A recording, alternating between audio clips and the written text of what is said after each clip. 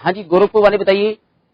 हाँ जी गोरखपुर वाले आप लोग बताओ कि हमारा जो आप याद कीजिए इनिशियल शुरू के 5-7 सालों तक आपको याद है हमारा मिनिमम बोनस अप्लाई नहीं करता।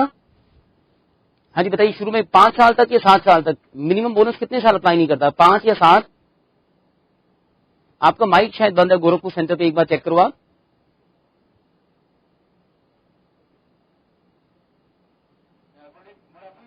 हाँ जी गुड आफ्टरनून बेटा बताओ।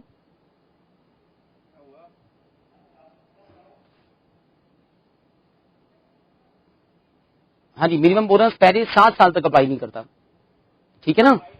अच्छा 5 इयर्स ओके।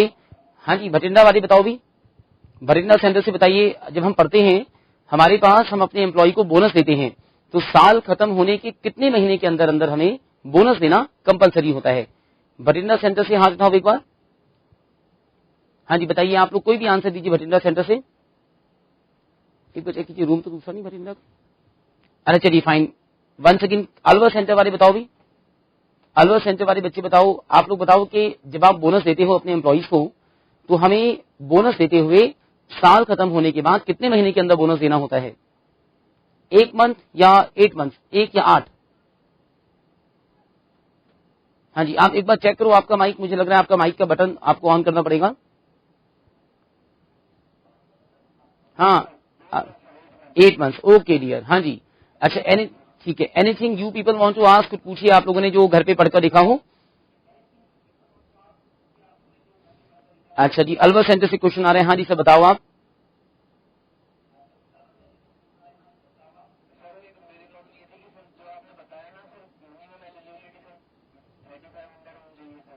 अच्छा नहीं मैंने बताया था कि मैं बताता हूँ मिनिमम एलिजिबिलिटी 3500 रुपए होती थी, अभी ये बढ़कर 10,000 रुपीज हो गई है, ठीक है ना। तो आप दोनों बातें लिखोगे कि मिनिमम एलिजिबिलिटी पहले 3500 रुपए होती थी जो अभी बढ़ाकर 10,000 रुपए पर मंथ कर दी गई है। आप दोनों बातें बताइएगा एग्जाम में। हाँ जी और पूछो। हाँ जी बोलो अलवर सेंटर से बोलो।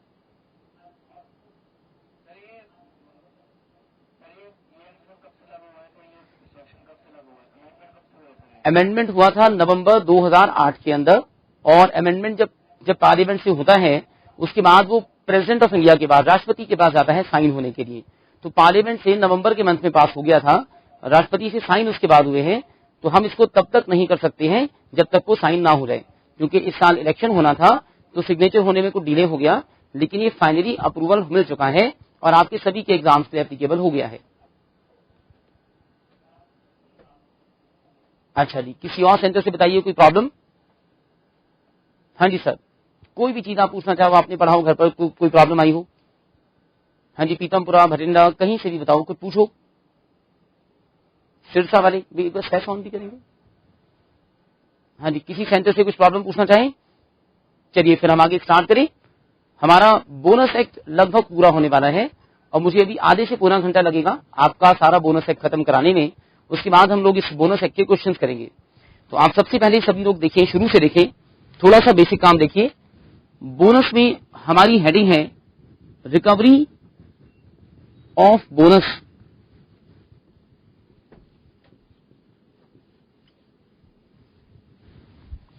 देखिए हमारी हेडिंग है रिकवरी ऑफ बोनस। जब हम रिकवरी ऑफ बोनस पढ़ते हैं तो रिकवरी का मतलब होता है एम्प्लॉयर से एम्प्लॉय का पैसा लेना। आपने इसको कैसे पढ़ना है सभी देखिएगा। रिकवरी के लिए एक फ्लो चार्ट बना रहे हैं जो आपने सभी ने समझना है।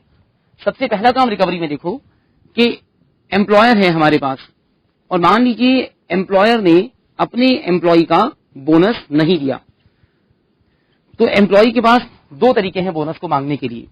एम्प्लॉय एक कंप्लेंट करे। सबसे पहली बात आती है कंप्लेंट किसे करेगा, तो एम्प्लॉय कंप्लेंट करेगा अप्रोप्रिएट गवर्नमेंट को। एम्प्लॉय गवर्नमेंट के पास कंप्लेंट करे कि सर मेरा बोनस पे नहीं हुआ। ये कंप्लेंट कब की जाएगी, जिस दिन एम्प्लॉय का बोनस ड्यू हुआ था, तो बोनस ड्यू होने के 1 साल के अंदर अंदर एम्प्लॉय को कंप्लेंट करनी है। आपका बोनस ड्यू हुआ तो बोनस ड्यू होने के 1 साल के अंदर आप कभी भी गवर्नमेंट के पास कंप्लेंट कर दो। जब आप गवर्नमेंट के पास कंप्लेंट करेंगे तो गवर्नमेंट क्या करेगी, वो इंस्पेक्टर्स को भेजेगी। गवर्नमेंट के इंस्पेक्टर्स होते हैं, समझिए पुलिस से डिफरेंट होते हैं, ये लेबर इंस्पेक्टर कहलाते हैं। गवर्नमेंट के इंस्पेक्टर्स आपकी फैक्ट्री में, एम्प्लॉयर की फैक्ट्री में, एम्प्लॉयर के ऑफिस में इंस्पेक्शन करेंगे, चेकिंग करेंगे और सबसे पहले आकर ये देखेंगे कि क्या एम्प्लॉय बिल्कुल ठीक कहता है, क्या उसे बोनस मिलना चाहिए। अगर एम्प्लॉय की बात ठीक है, उसे बोनस मिलना चाहिए, तो इंस्पेक्टर्स एक रिपोर्ट बनाएंगे और ये रिपोर्ट बनाकर वो गवर्नमेंट को देंगे। तो इंस्पेक्टर्स की बनाई हुई रिपोर्ट गवर्नमेंट के पास आ गई।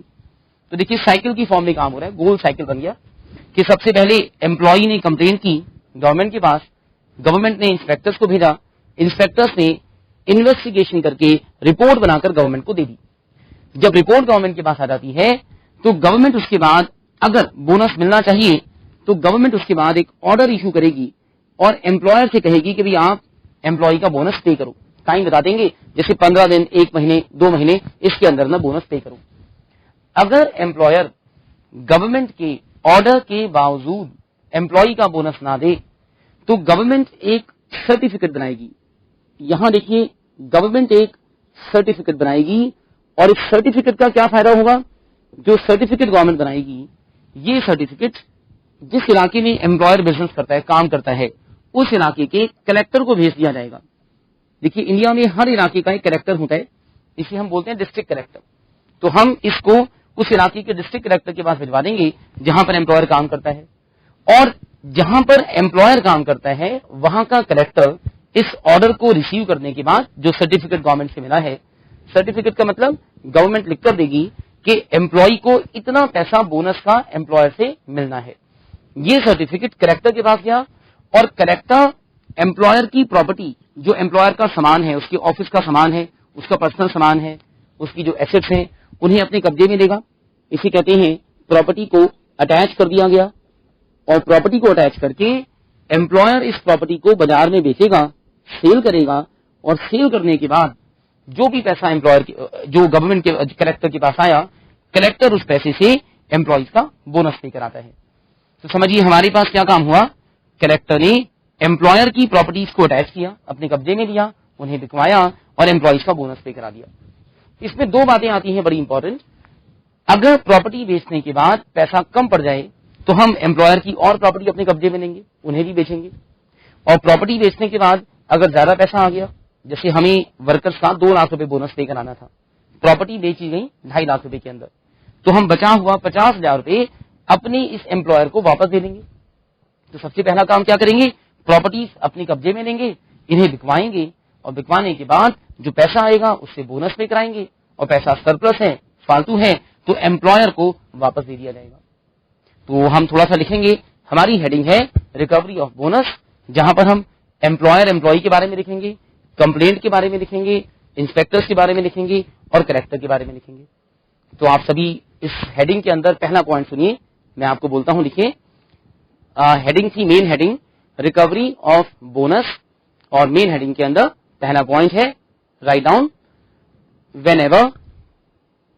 whenever employer does not pay bonus, whenever employer does not pay bonus to the employees, then in this case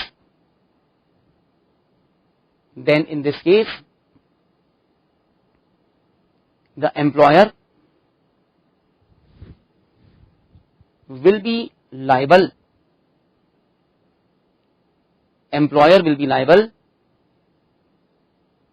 to penalties,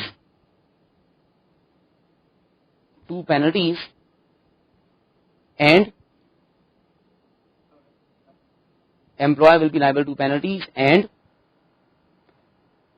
in this case the employee can make a complaint,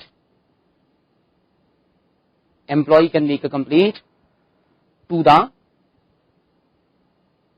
employer, employee can make a complaint to the government, employer नहीं, government, employee can make a complaint to the government and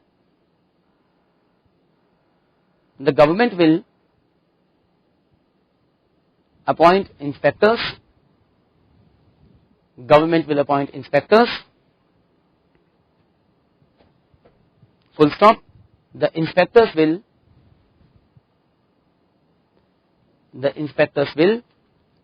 carry out investigation.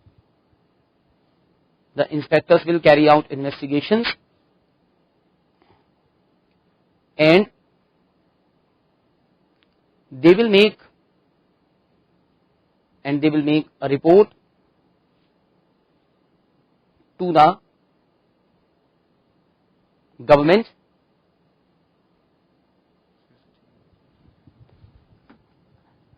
After getting the report, the government will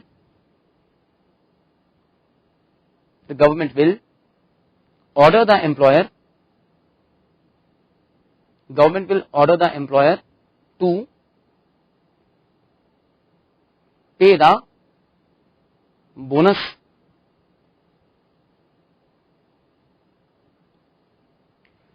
उसके बाद देखिए second point, दूसरा point है the complaint to the government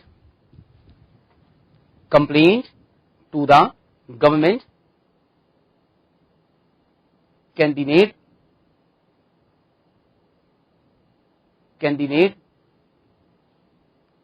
within 1 year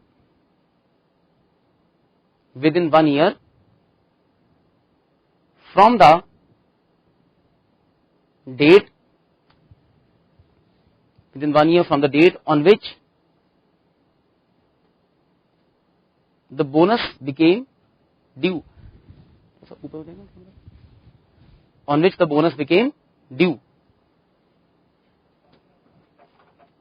उसके बाद next point, तीसरा point, if the employer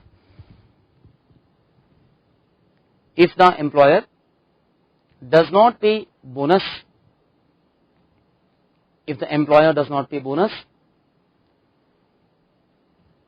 even after the order of government, then the government will make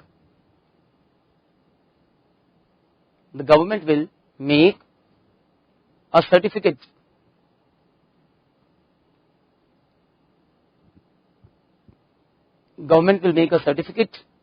and the certificate will be sent to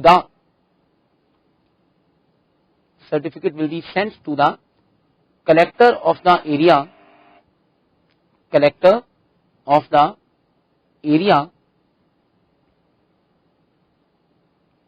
in which employer is carrying on business, जहां पर employer business करता है, in which the employer is carrying on business. अगला point लिखेंगे the collector will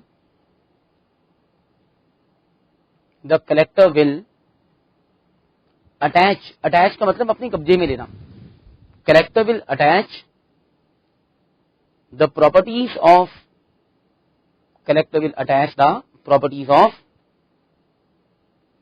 employer and the properties will be sold. Sentence दोबारा सुनिए, collector will attach the properties of employer and the properties will be sold. Full stop. इसी point में आगे लिख रहे हैं the money received from sale of property will be used for payment of bonus will be used for payment of bonus.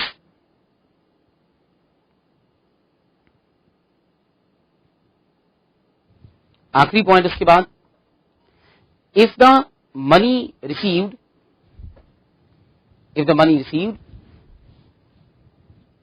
is more than the amount of bonus,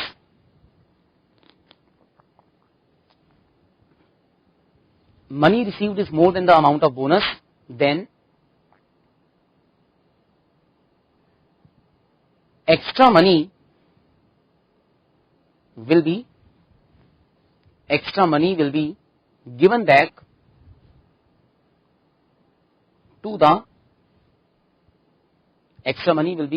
to the employer.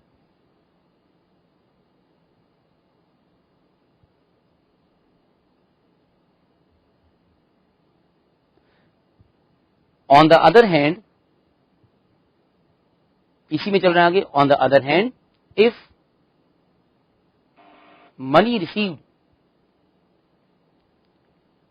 the money received is less than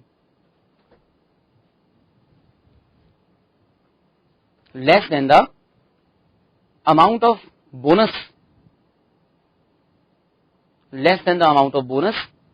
then further assets will be attached.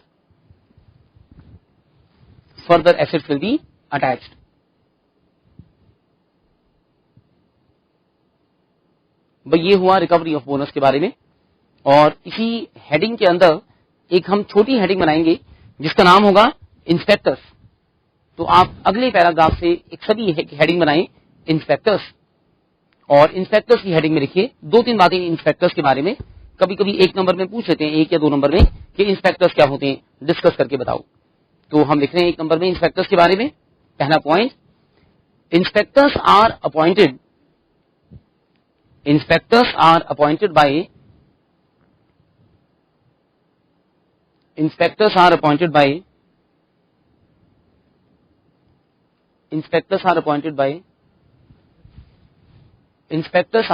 by appropriate government।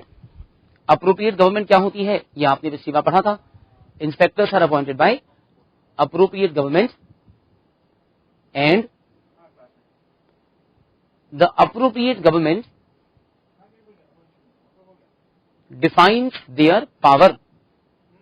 Appropriate government defines their powers.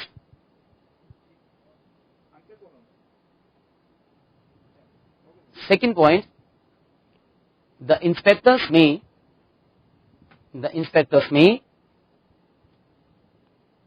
enter into, मतलब inspectors जा सकते हैं employer की factory, दुकान, office के अंदर।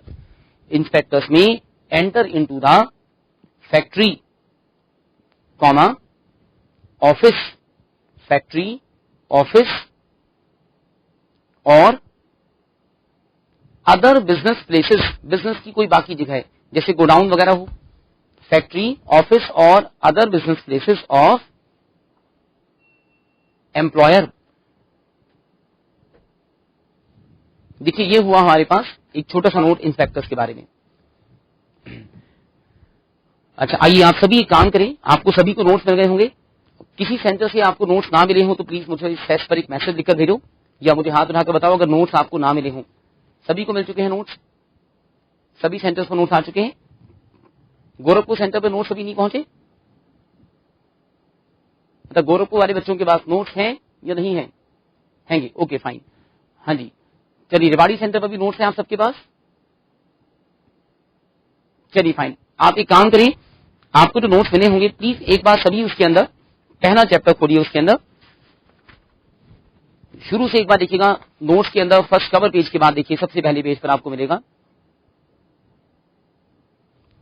आपको जो पेमेंट ऑफ बोनस एक्ट आप देख रहे हैं उसमें लिखिएगा। मैंने चैप्टर के बारे में आपको लिखवाया था, इसके कंटेंट्स हैं सबसे पहले पेमेंट ऑफ बोनस की। तो एक कंटेंट्स एक बार चेक करिए क्या हमने सारे कंटेंट्स को पढ़ा, क्योंकि 1 या 2 कंटेंट है जो मैंने आपको सिखाने हैं, उसके बाद हमने इनके क्वेश्चंस को पढ़ना है। तो आप सभी सेंटर्स पर आप अपने नोट्स को एक बार देखें, और सबसे पहले आप पहले पेज से कंटेंट्स को देखिए।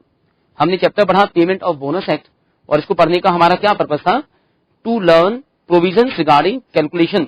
देखिए हमने बोनस की कैलकुलेशन सीखी थी, पेमेंट के बारे में सीखा, आज सीखा रिकवरी। पेमेंट कैसे होती है, 8 महीने के अंदर होती है, इंटरिम बोनस पे होता है, और आज आपने रिकवरी के बारे में सीखा। उसके बाद एग्जाम्स के पॉइंट ऑफ व्यू से चैप्टर हाईली इंपॉर्टेंट है, हाईली इंपॉर्टेंट है। अगर आप इसी पेज पर नीचे देखेंगे तो आपको टेबल मिलेगी, marks for which question was asked in last 4 PCC exams. पिछले 4 पीसीसी के एग्जाम में देखिए मई 2007, नवंबर 2007, मई 2008 और नवंबर 2008 सभी एग्जाम्स में बोनस 5 नंबर का हमेशा पूछा गया। उसके बाद वापस ऊपर आइएगा कंटेंट्स के ऊपर, तो आपको मिलेगा मेन कंटेंट्स। टेबल के अंदर आपको मिलेगा मेन कंटेंट्स। मेन कंटेंट्स में देखिए सबसे पहले हमने देखा लॉ कहां पर एप्लीकेबल है।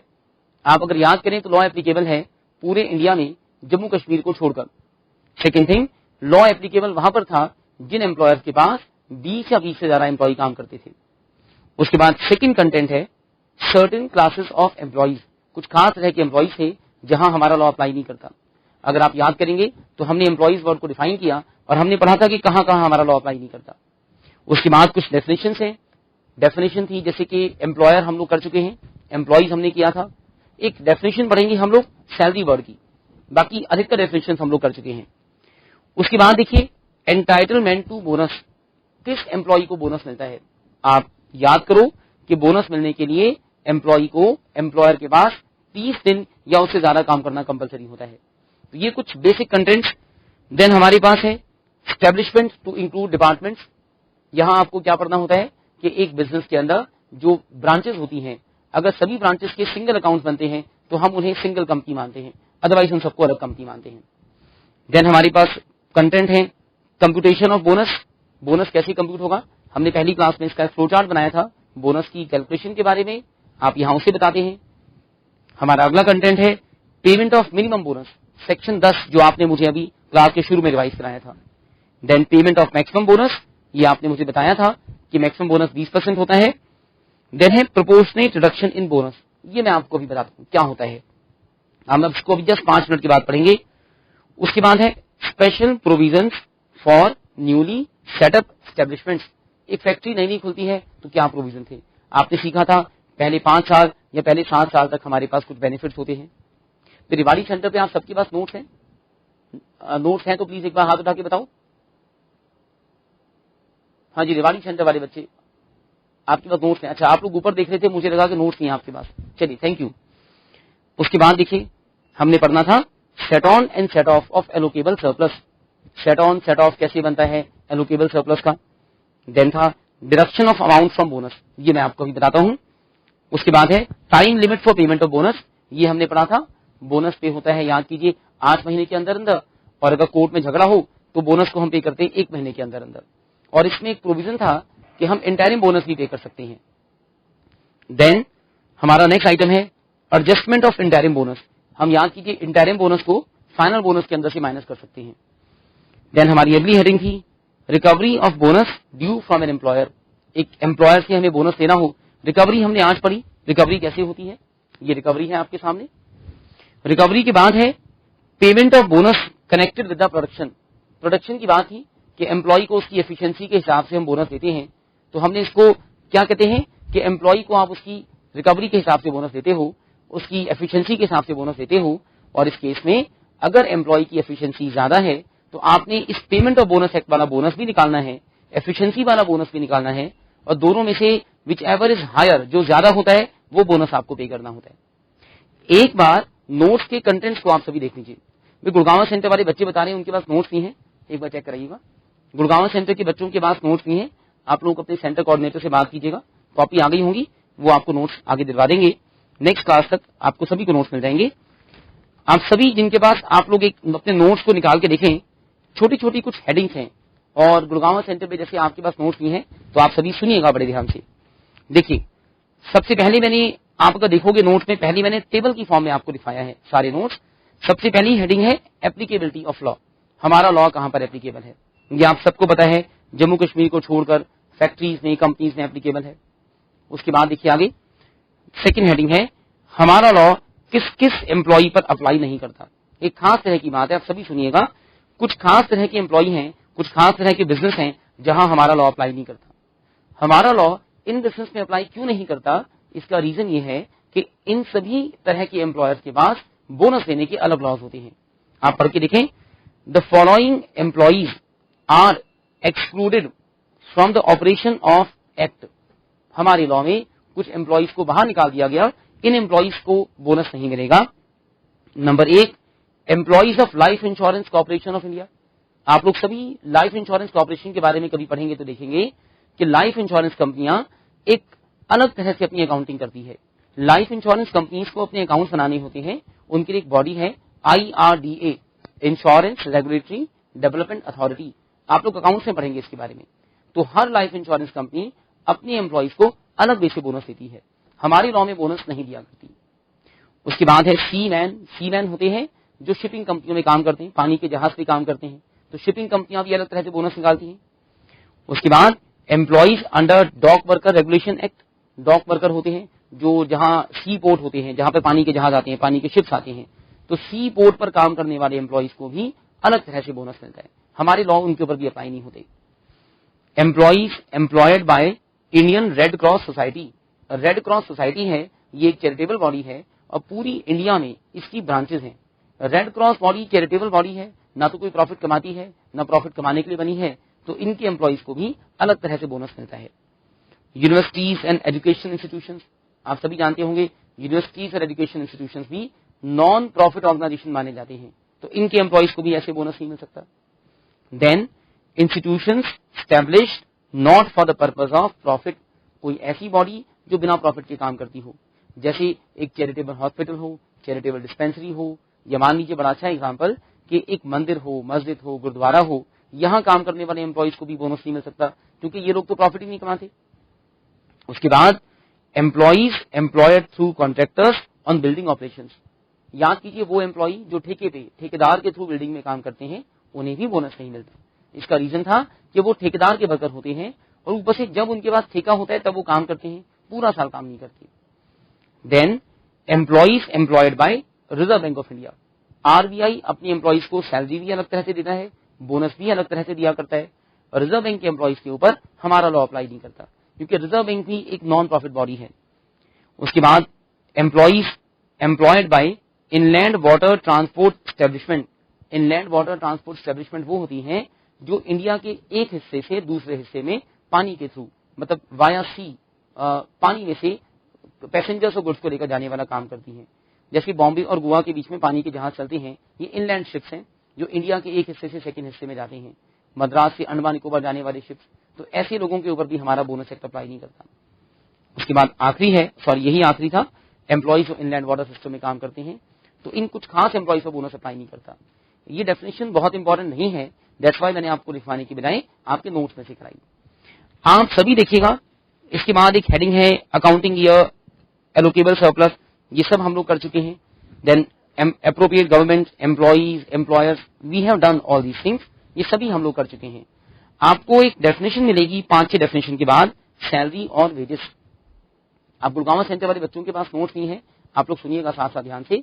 हमारे पास सैलरी एंड वेजेस की बातें हैं। पीतमपुरा से क्वेश्चन आ रहा है, what are the deductions under section 4 and 5।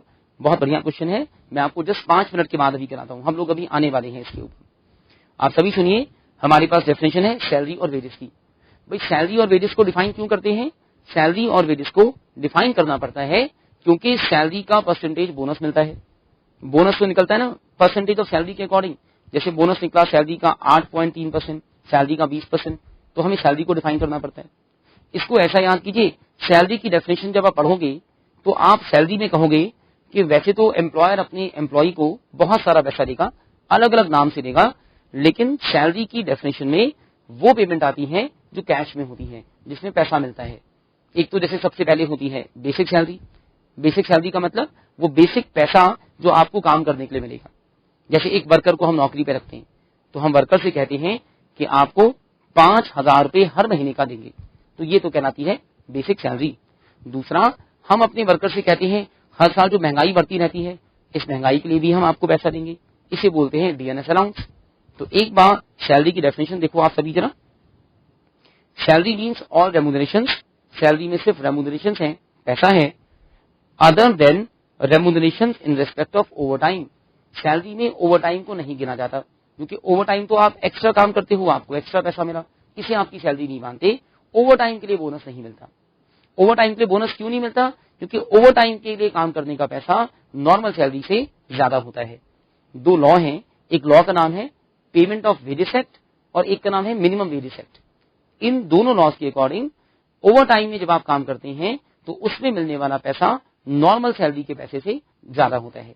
जैसे मान लो मैं नॉर्मल काम करता हूं, मुझे मिलता है 100 रुपए 1 घंटे काम करने का, तो जब मैं ओवर टाइम करूंगा ना तो मेरा ओवर टाइम का पैसा 150 से 200 रुपए 1 घंटे का होगा। तो ओवर टाइम का पैसा नॉर्मल सैलरी से ज्यादा होता है, तो हम उसका बोनस नहीं दे रहे, वो तो पहले ही ज्यादा है। सैलरी में ऑल रेम्यूनरेशन सभी पैसा आता है, ऑल रेम्यूनरेशन सब कुछ ओवर टाइम को छोड़ के। अगला पैराग्राफ है capable of being expressed in terms of money. Salary में वो चीजें आती हैं जिसे पैसे में गिन सकते हो। पैसे की बात करें, खाली मनी की बात करें, मनी का मतलब चाहे सैलरी कैश में दो चाहे सैलरी चेक से दो।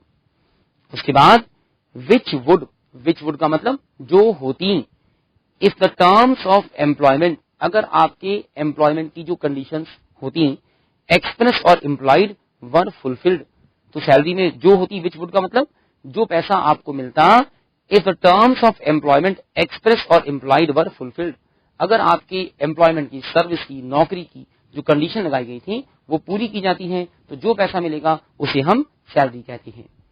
उसके बाद एक पैराग्राफ अगला देखिएगा, मैंने बोल्ड करके दिखाया है, it includes DNS allowance. Salary में डीएनएस अलाउंस भी आता है। अच्छा, एक क्वेश्चन सुनिए, एक क्वेश्चन आया है, अभी सिरसा वाले बच्चे क्वेश्चन पूछ रहे हैं कि who will distribute bonus to employee, employee को बोनस कौन देगा, कलेक्टर और गवर्नमेंट। आप सभी सुनिएगा, जरा इस टॉपिक से हट के क्वेश्चन आया। एम्प्लॉय को बोनस दिलवाने वाला काम गवर्नमेंट करती है। गवर्नमेंट ने कलेक्टर को ऑर्डर दिया, कलेक्टर ने एम्प्लॉयर की प्रॉपर्टी अटैच करके पैसा इकट्ठा किया और एम्प्लॉयज ने बंटवा दिया। तो अगर यहां पर केस चला गया तो एम्प्लॉय को पैसा डिस्ट्रीब्यूट करने वाला काम कलेक्टर ने किया, यहां पर गवर्नमेंट ने नहीं किया, गवर्नमेंट ने ऑर्डर इशू किया। वैसे बात बहुत अच्छी नहीं थी, बहुत इंपॉर्टेंट नहीं थी आपके लिए। अच्छा, वापस चल रही है सैलरी वर्ड की डेफिनेशन के ऊपर। आप सभी देखिए, इट इंक्लूड्स डीएनएस अलाउंस, तो सैलरी में डीएनएस अलाउंस होता है। डीएनएस अलाउंस में क्या लिखा है, that is all cash payments, वो सभी कैश पेमेंट होती है by whatever name called, जो किसी भी नाम से दी जाती है, paid to an employee on account of rise in the cost of living. Rise in the cost of living का मतलब जो महंगाई बढ़ती रहती है, बढ़ती हुई महंगाई के लिए जो पैसा मिलता है उसे डीए कहते हैं। आप सभी इनकम टैक्स में इसके बारे में बहुत इन डेप्थ पढ़ेंगे, लेकिन यहां भी इस बात को समझना बड़ा जरूरी है कि आप काम करो, आपकी सैलरी है 5,000 रुपए एक महीने की, अब हर साल महंगाई बढ़ती रहती है, तो एम्प्लॉयर ने आने वाले सालों में आपकी सैलरी को ना बढ़ाकर आपके लिए क्या बढ़ा दिया, डीएनएस अलाउंस को बढ़ा दिया, डीए को बढ़ा दिया। अब देखिए उसके बाद ये बड़ा important paragraph, but the term excludes, salary में नहीं आता, बहुत इंपॉर्टेंट है। सैलरी में क्या क्या नहीं आता, सैलरी में नहीं आता any other allowance, DNS allowance के अलावा कोई भी अलाउंस नहीं आता, कुछ भी नहीं आता। उसके बाद the value of any house accommodation, house accommodation भी नहीं आता। एम्प्लॉयर ने एम्प्लॉय को घर दिया रहने के लिए, भाई घर दिया, पैसा तो नहीं दिया, घर दिया मतलब एक बेनिफिट दिया, सैलरी में नहीं आता। ये इनकम टैक्स के लिए सैलरी में आता है, अकाउंटिंग के लिए भी सैलरी में आता है, ये लॉ में सैलरी में नहीं गिना जाता। उसके बाद supply of light and water, employer ने बिजली पानी फ्री में दिया, उसने कहा जी आप घर में रहो, आपको पानी दूंगा, आपके पानी का कनेक्शन है, इसका बिल मैं अपने आप पे करूंगा, आपकी बिजली का बिल मैं अपने आप पे करूंगा, ये सब सैलरी का हिस्सा नहीं माने जाते। मेडिकल अटेंडेंस, मेडिकल अटेंडेंस का मतलब एम्प्लॉय बीमार हो गया, एम्प्लॉयर ने कहा जी मैंने एक डिस्पेंसरी खोली हुई है, हर महीने आप मेरी डिस्पेंसरी से फ्री में दवाइयां ले सकते हो, तो जो दवाइयां एम्प्लॉयर ने एम्प्लॉय को दी वो सैलरी का हिस्सा नहीं माना जा रहा, ये भी एक बेनिफिट है छोटा सा। अदर एमिनिटीज और एनी सर्विस, और एनी सर्विस दो बार आ गया, अदर एमिनिटीज और एनी सर्विस, कोई भी और फैसिलिटी, एमिनिटी मतलब फैसिलिटी, बेनिफिट, कुछ भी दो। एक क्वेश्चन सुनिए, सिरसा वाले बच्चों ने क्वेश्चन पूछा कि सैलरी और वेजेस में क्या डिफरेंस होता है। आप सभी सुनो, अकाउंटिंग में जब आप पढ़ते होंगे ना तो आप कहते होंगे वेजेस पे होते हैं फैक्ट्री के वर्कर को और सैलरी पे होती है ऑफिस के एम्प्लॉय को। हमारे पेमेंट ऑफ बोनस एक्ट में हम सैलरी और वेजेस को सेम चीज मानते हैं, हम दोनों में डिफरेंस करना भी नहीं चाहते, क्योंकि हमारा बोनस फैक्ट्री में, दुकान पर, ऑफिस में कहीं भी अप्लाई कर सकता है, तो हमारे लिए सैलरी और वेजेस सेम चीज होते हैं। हाँ, बाकी अकाउंटिंग वगैरह में इनके अंदर डिफरेंस होता होगा, आप कहते हो कि वेजेस लेबर को पे होते हैं, सैलरी एम्प्लॉय को पे होती है। लॉ में इसमें कोई डिफरेंस नहीं माना जा रहा, हमारे लॉ में सेम चीज होती है। उसके बाद एक और देख रहे थे, छठा पॉइंट देख रहे थे, any concessional supply of food grain. ये बड़ा इंपॉर्टेंट है, any concessional supply of food grain. Supply of food grain का मतलब क्या है? इसका मतलब है एम्प्लॉयर ने एम्प्लॉय को फ्री में फूड ग्रेन दिया, अनाज दिया। उसने कहा भी हर महीने 10 किलो गेहूं फ्री में लेके जाया करो, व्हीट फ्री में लेके जाया करो। हमारी दुकान है अपनी अनाज की, व्हीट की, तो ये भी सैलरी का हिस्सा नहीं है। उसके बाद एनी ट्रेवलिंग कंसेशन, एम्प्लॉय को जाने आने के लिए कुछ पैसा दिया। एम्प्लॉय से कहा भाई आप हमारे लिए टूर पर जाया करो, हम टूर पर जाने के नाम का आपको पैसा देंगे, ये भी सैलरी में नहीं आता। उसके बाद एनी कंट्रीब्यूशन पेड और payable by employer to any pension fund of employee. Employer ने एम्प्लॉय के पेंशन फंड में कुछ पैसा दिया, एम्प्लॉयर ने एम्प्लॉय का पेंशन फंड बनाया, यहां पर कुछ पैसा डाला, ये भी सैलरी का हिस्सा नहीं होता। देन आखिरी payment any commission payable to employees. Employer ने एम्प्लॉय को कुछ कमीशन दिया, जैसे सेल्समैन होते हैं ना, उन्हें कमीशन मिलता है, वे जितनी ज्यादा सेल करेंगे उतना ज्यादा पैसा उन्हें मिलेगा, तो कमीशन भी सैलरी का हिस्सा नहीं माना जाता। हमारे पेमेंट ऑफ बोनस एक्ट में सैलरी में मेनली क्या रहा? बेसिक सैलरी रही, डीएनएस अलाउंस रहा, बस ऐसी 2 आइटम रहे, बाकी सबको हमने बाहर निकाल दिया। Anything you want to ask, कुछ पूछिए, कुछ क्वेश्चन पूछिए। बठिंडा से क्वेश्चन आया है, sale of property of employer will be an auction sale और सिंपल सेल। मुझे लग रहा है शायद सेल ऑफ गुड्स की ऐसी कुछ बात पूछ ली। हमारे लॉ में कैसी बनी बात बताओ? वो कह रहे हैं बताओ कि एक sale of property of employer, employer की प्रॉपर्टी जो बेचेंगे वो बाजार में ऑप्शन करके नीलामी करके बेचो, जैसे हिंदी पिक्चरों में होता है, या सिंपल किसी को ढूंढ ढूंढ के बेचो, जैसे मर्जी बेचो, इससे कोई फर्क नहीं पड़ता। कलेक्टर ने एम्प्लॉयर की प्रॉपर्टी बेचनी है, कोई खरीदार मिल जाए तो ऐसी बेच दो, नहीं मिलता तो नीलामी कर दो, क्या चिंता वाली बात है। प्रॉपर्टी बेचने के बारे में हमारा लॉ कुछ नहीं करता, कहता भी बेचो, जैसे मर्जी बेचो, ढूंढ के बेचो खरीदार को, अखबार में एडवर्टाइजमेंट छाप के बेचो, नीलामी करके बेचो, कोई फर्क नहीं पड़ता। एक और क्वेश्चन है perquisites are not part of salary. बहुत अच्छी बात, बिल्कुल बढ़िया बात पूछी। गोरखपुर से कह रहे हैं क्या सैलरी के अंदर परक्विजिट नहीं आ रही? परक्विजिट का मतलब होता है बेनिफिट्स। देखो मैं तो कहता हूँ सैलरी में बेसिक सैलरी आई और डीएनएस अलाउंस आया, बाकी कुछ भी नहीं आया। परक्विजिट का मतलब जैसे खाने का फ्री में खाना दिया, आपने फ्री में खाने का सामान दिया, एम्प्लॉयर ने कहा जी मैंने कैंटीन खोली हुई है, लंच में फ्री खाना खाया करो मेरे पास, तो सैलरी में नहीं आया। एम्प्लॉयर ने कैब लगा दी, टैक्सी लगा दी, बस लगा दी, घर से ऑफिस आने जाने को, कुछ भी नहीं आया, परक्विजिट नहीं आती। और क्वेश्चन है difference between salary and wages, तो हमने कर दिया। एक क्वेश्चन है DA and the includes in salary, अधूरा क्वेश्चन आया, गुड़गांव से दोबारा टाइप करके भेजो। वो एक क्वेश्चन अपने पास आया है what are deductions under section 4 and 5, ये मैं आपको बताता हूँ। एक क्वेश्चन है सिरसा से आया, food grain is included in salary और नॉट। देखिए आप सभी सुनिएगा, फूड ग्रेन अनाज सैलरी में नहीं आता। एम्प्लॉयर एक गेहूं की दुकान खोल के बैठा है, अपने वर्कर से कहता है भी हर महीने 10 किलो व्हीट, 10 किलो गेहूं, 10 किलो चावल फ्री में लेके जाए, तो ये सैलरी में नहीं आता। लेकिन आप सभी सुनिएगा, उल्टा सोचिए कि एम्प्लॉयर ने एम्प्लॉय से कहा कि भी आपको 5,000 रुपए महीने की सैलरी दूंगा, मेरी गेहूं की दुकान है, आप बाजार से खरीदोगे गेहूं, आपको महंगा मिलता होगा, मेरी दुकान से खरीदा करो, इसका पैसा मैं आपकी सैलरी में से काट लूंगा। तो एम्प्लॉयर ने एम्प्लॉय को 10 किलो गेहूं दिया और इसके बदले में 100 रुपए उसकी सैलरी में से काट लिया। तो क्या ये 100 रुपए सैलरी का हिस्सा है? यस, ये हिस्सा है। ऐसा अनाज जो एम्प्लॉयर ने एम्प्लॉय को बेचा, उसका पैसा एम्प्लॉयर ने एम्प्लॉय की सैलरी में से काटा, ये सैलरी का हिस्सा रहता है। अगर एम्प्लॉयर अपने पास से फ्री में अनाज देगा तो ये सैलरी का हिस्सा नहीं होता। अगर एम्प्लॉयर एम्प्लॉय की सैलरी में से पैसा काटे फिर अनाज दे तो सैलरी का हिस्सा होता है। और देखिए क्वेश्चन आया है फरीदाबाद से, in the last class we did ask about the fact that temporary workers की बात मैं आपको सभी को बताता हूं, आप सभी सुनिए। टेम्परेरी वर्कर्स का मतलब होता है जो हमारे पास कभी कभी कुछ शॉर्ट टाइम के लिए, कम टाइम पे काम करने आते हैं। टेम्परेरी वर्कर भी 2 तरह के हो सकते हैं, एक होते हैं टेम्परेरी रेगुलर वर्कर, वर्कर तो टेम्परेरी है लेकिन रेगुलर बेस पर काम करेगा। जैसे मैंने वर्कर को जॉब नौकरी पे रखा, मैंने कभी टेम्परेरी हुआ, मेरे पास एक एम्प्लॉय काम करता था, 2 साल के लिए पीएचडी करने पढ़ने के लिए अमेरिका गया हुआ है, उसके बदले आप आकर मेरे पास काम करो, तो ये टेम्परेरी वर्कर है लेकिन 2 साल तक रेगुलर काम करेगा, भाई इसे तो बोनस मिल जाएगा फिर। लेकिन अगर टेम्परेरी वर्कर होता कैजुअल वर्कर के जैसा, मैं कहता नहीं मुझे हफ्ते 10 दिन के लिए मेरे पास काम बढ़ गया है, प्लीज आप 10 दिन मेरे पास काम करो, 20 दिन मेरे पास काम करो, ये टेम्परेरी है लेकिन कैजुअल है, इसे बोनस नहीं मिलता। आप लोग सभी जो क्वेश्चन पूछना चाहते हैं प्लीज उनको भेजते रहें, और किसी सेंटर से अगर आप क्वेश्चन पूछना चाहें माइक से तो मुझे हाथ उठाकर बताइएगा। एक क्वेश्चन आया भटिंडा से, फूड अलाउंस और फूड ग्रेन में क्या डिफरेंस है। ओहो, बड़ी बढ़िया बात सुनो, आपने इनकम टैक्स की बात पूछी है आपने मुझसे, कह रहे हैं कि फूड का अलाउंस और फूड का ग्रेन मिले, अनाज मिले, क्या डिफरेंस है। भाई अलाउंस मिलेगा तो पैसा मिला, जैसे अलाउंस का मतलब होता है फिक्स पैसा। एम्प्लॉयर ने कहा आप मुझसे हर महीने 500 रुपए लिया करो, बढ़िया खाना खाया करो, तो एम्प्लॉयर ने एम्प्लॉय से कहा भी 500 रुपए लिया करो हर महीने खाना वाना खाने का, इसे बोलते हैं फूड अलाउंस। एम्प्लॉयर ने कहा जी मैंने कैंटीन खोल दी है, हर रोज मेरे ऑफिस में आके फ्री में खाना खाया करो, बिल मत दिया करो, इसे बोलते हैं फूड का परक्विजिट। इनकम टैक्स की बातें हैं, हम पेमेंट ऑफ बोनस एक्ट में इन दोनों ही चीजों को सैलरी में इंक्लूड नहीं करते। लेकिन मैंने आपको एक बात बताई, अगर एम्प्लॉयर अनाज फूड खाना एम्प्लॉय को बेचे तो इसका जो पैसा सैलरी में से करता है वो सैलरी का हिस्सा ही माना जाता है। एक और क्वेश्चन सुनिए, which allowance is included in salary besides DA. सबसे इंपॉर्टेंट बात सुनिएगा, प्रेजेंट टाइम में आजकल के टाइम में सैलरी में डीए के अलावा और कोई अलाउंस नहीं आता।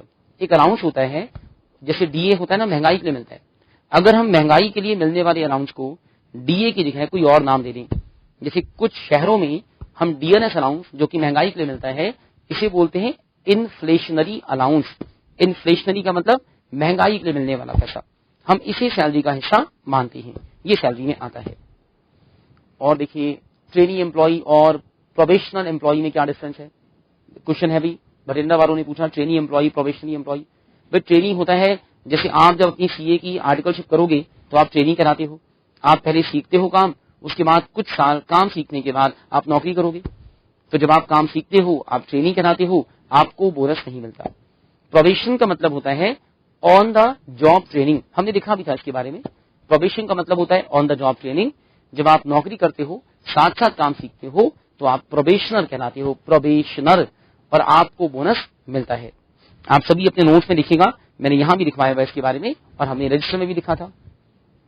और एक है लास्ट लाइन चेक करना प्लीज, भाई कौन सी पेज की लास्ट लाइन, मुझे डेफिनेशन की लास्ट लाइन बता दो, मैं तभी चेक करूंगा। अच्छा ओके, सुनिएगा, एक सैलरी वर्ड की डेफिनेशन की लास्ट लाइन सुनिए, food allowance shall be deem to form a part of salary और wages for such employ. Salary word की डेफिनेशन का आखिरी हिस्सा बिल्कुल ठीक है, मैं आपको अभी इसका मीनिंग समझाता हूं।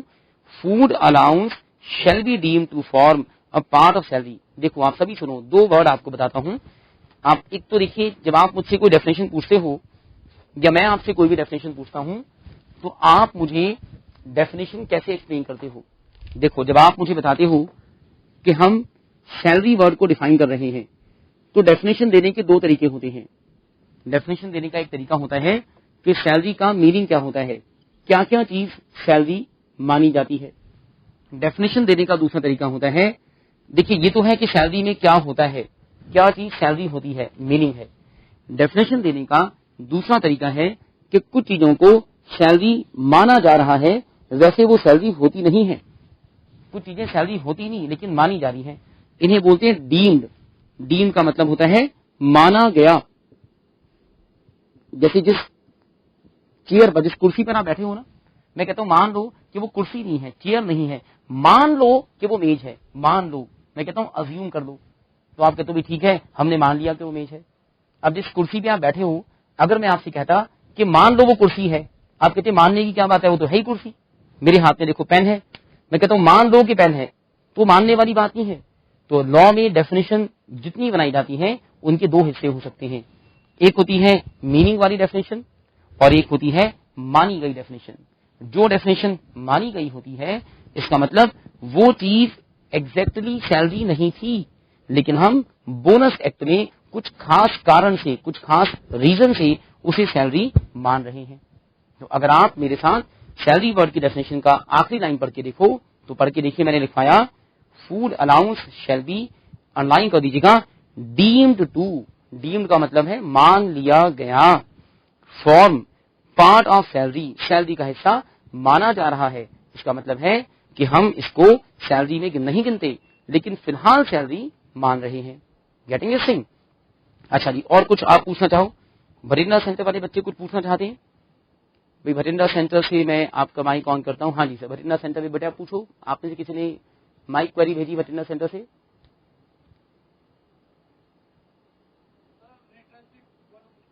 हाँ पूछो। हाँ दोबारा बोलो एक बार बेटा, दोबारा बोलो।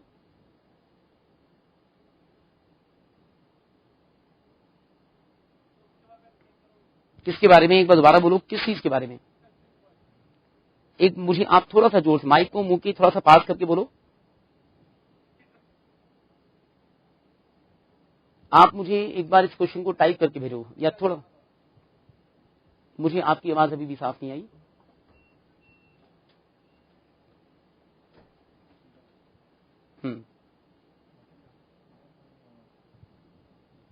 चलिए मैं इतने और सेंटर से पूछता हूँ, आप इसको आगे भेजो। हाँ जी, पटियाला सेंटर वाले बच्चे माइक में कुछ पूछना चाहते हैं? हाँ बिल्कुल बेटा पूछो, माइक लो, पूछो।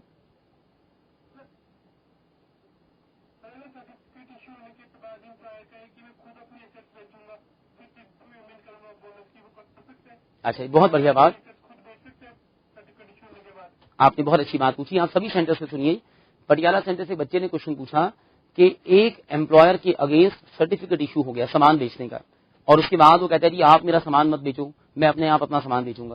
भाई हम कहते हैं अगर आपको सामान बेचना था तो पहले ही बेचते, अब तो हम प्रोसेस में कूद चुके हैं, अब तो गवर्नमेंट डंडा लेके एम्प्लॉयर के सिर पे बैठ गई, तो अभी तो कलेक्टर ही प्रॉपर्टी बेचेगा, क्योंकि हमें लगता है कि उसने पहले कुछ कमी की ना, दैट्स वाई उसके अगेंस्ट एक्शन हुआ।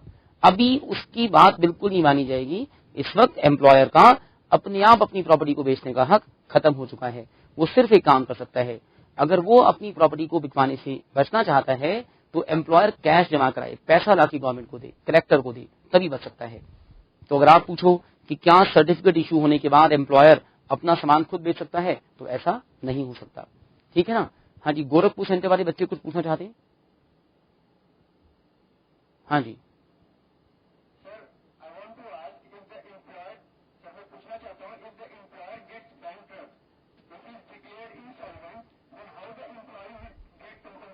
अच्छा ओके जी, आप सभी सुनिएगा। क्वेश्चन आया है, बच्चा पूछ रहा है कि अगर एम्प्लॉयर बैंकरप्ट हो गया, कहता है इंसॉल्वेंट हो गया, एम्प्लॉयर के पास कुछ नहीं हुआ, बचा ही नहीं कुछ सामान, तो बोनस कैसे पे होगा?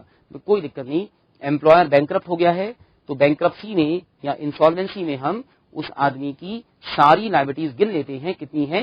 जैसे सारी लायबिलिटी पड़ी है 5 लाख की, उसकी सारी प्रॉपर्टी देख लो।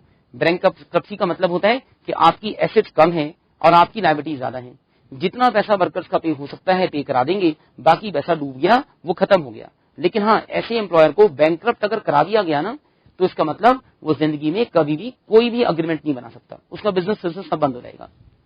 हाँ जी, और है, हाँ जी गोरखपुर सेंटर वाले हो गए। फरीदाबाद सेंटर वाले बच्चे कुछ पूछना चाहते? फरीदाबाद सेंटर है, हाँ जी फरीदाबाद सेंटर से पूछो। हाँ जी मैडम बोलो। ओहो, आप जोर से बोलो यार। हाँ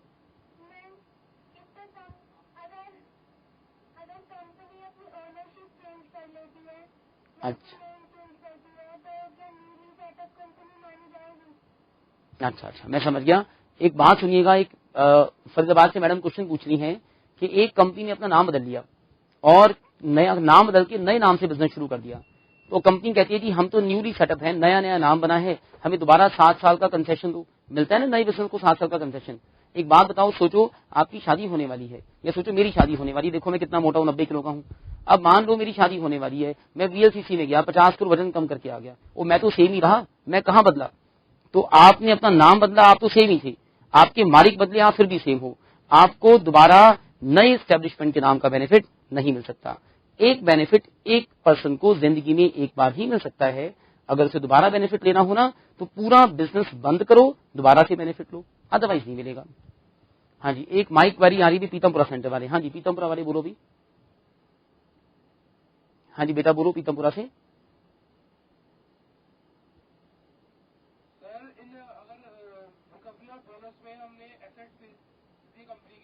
हाँ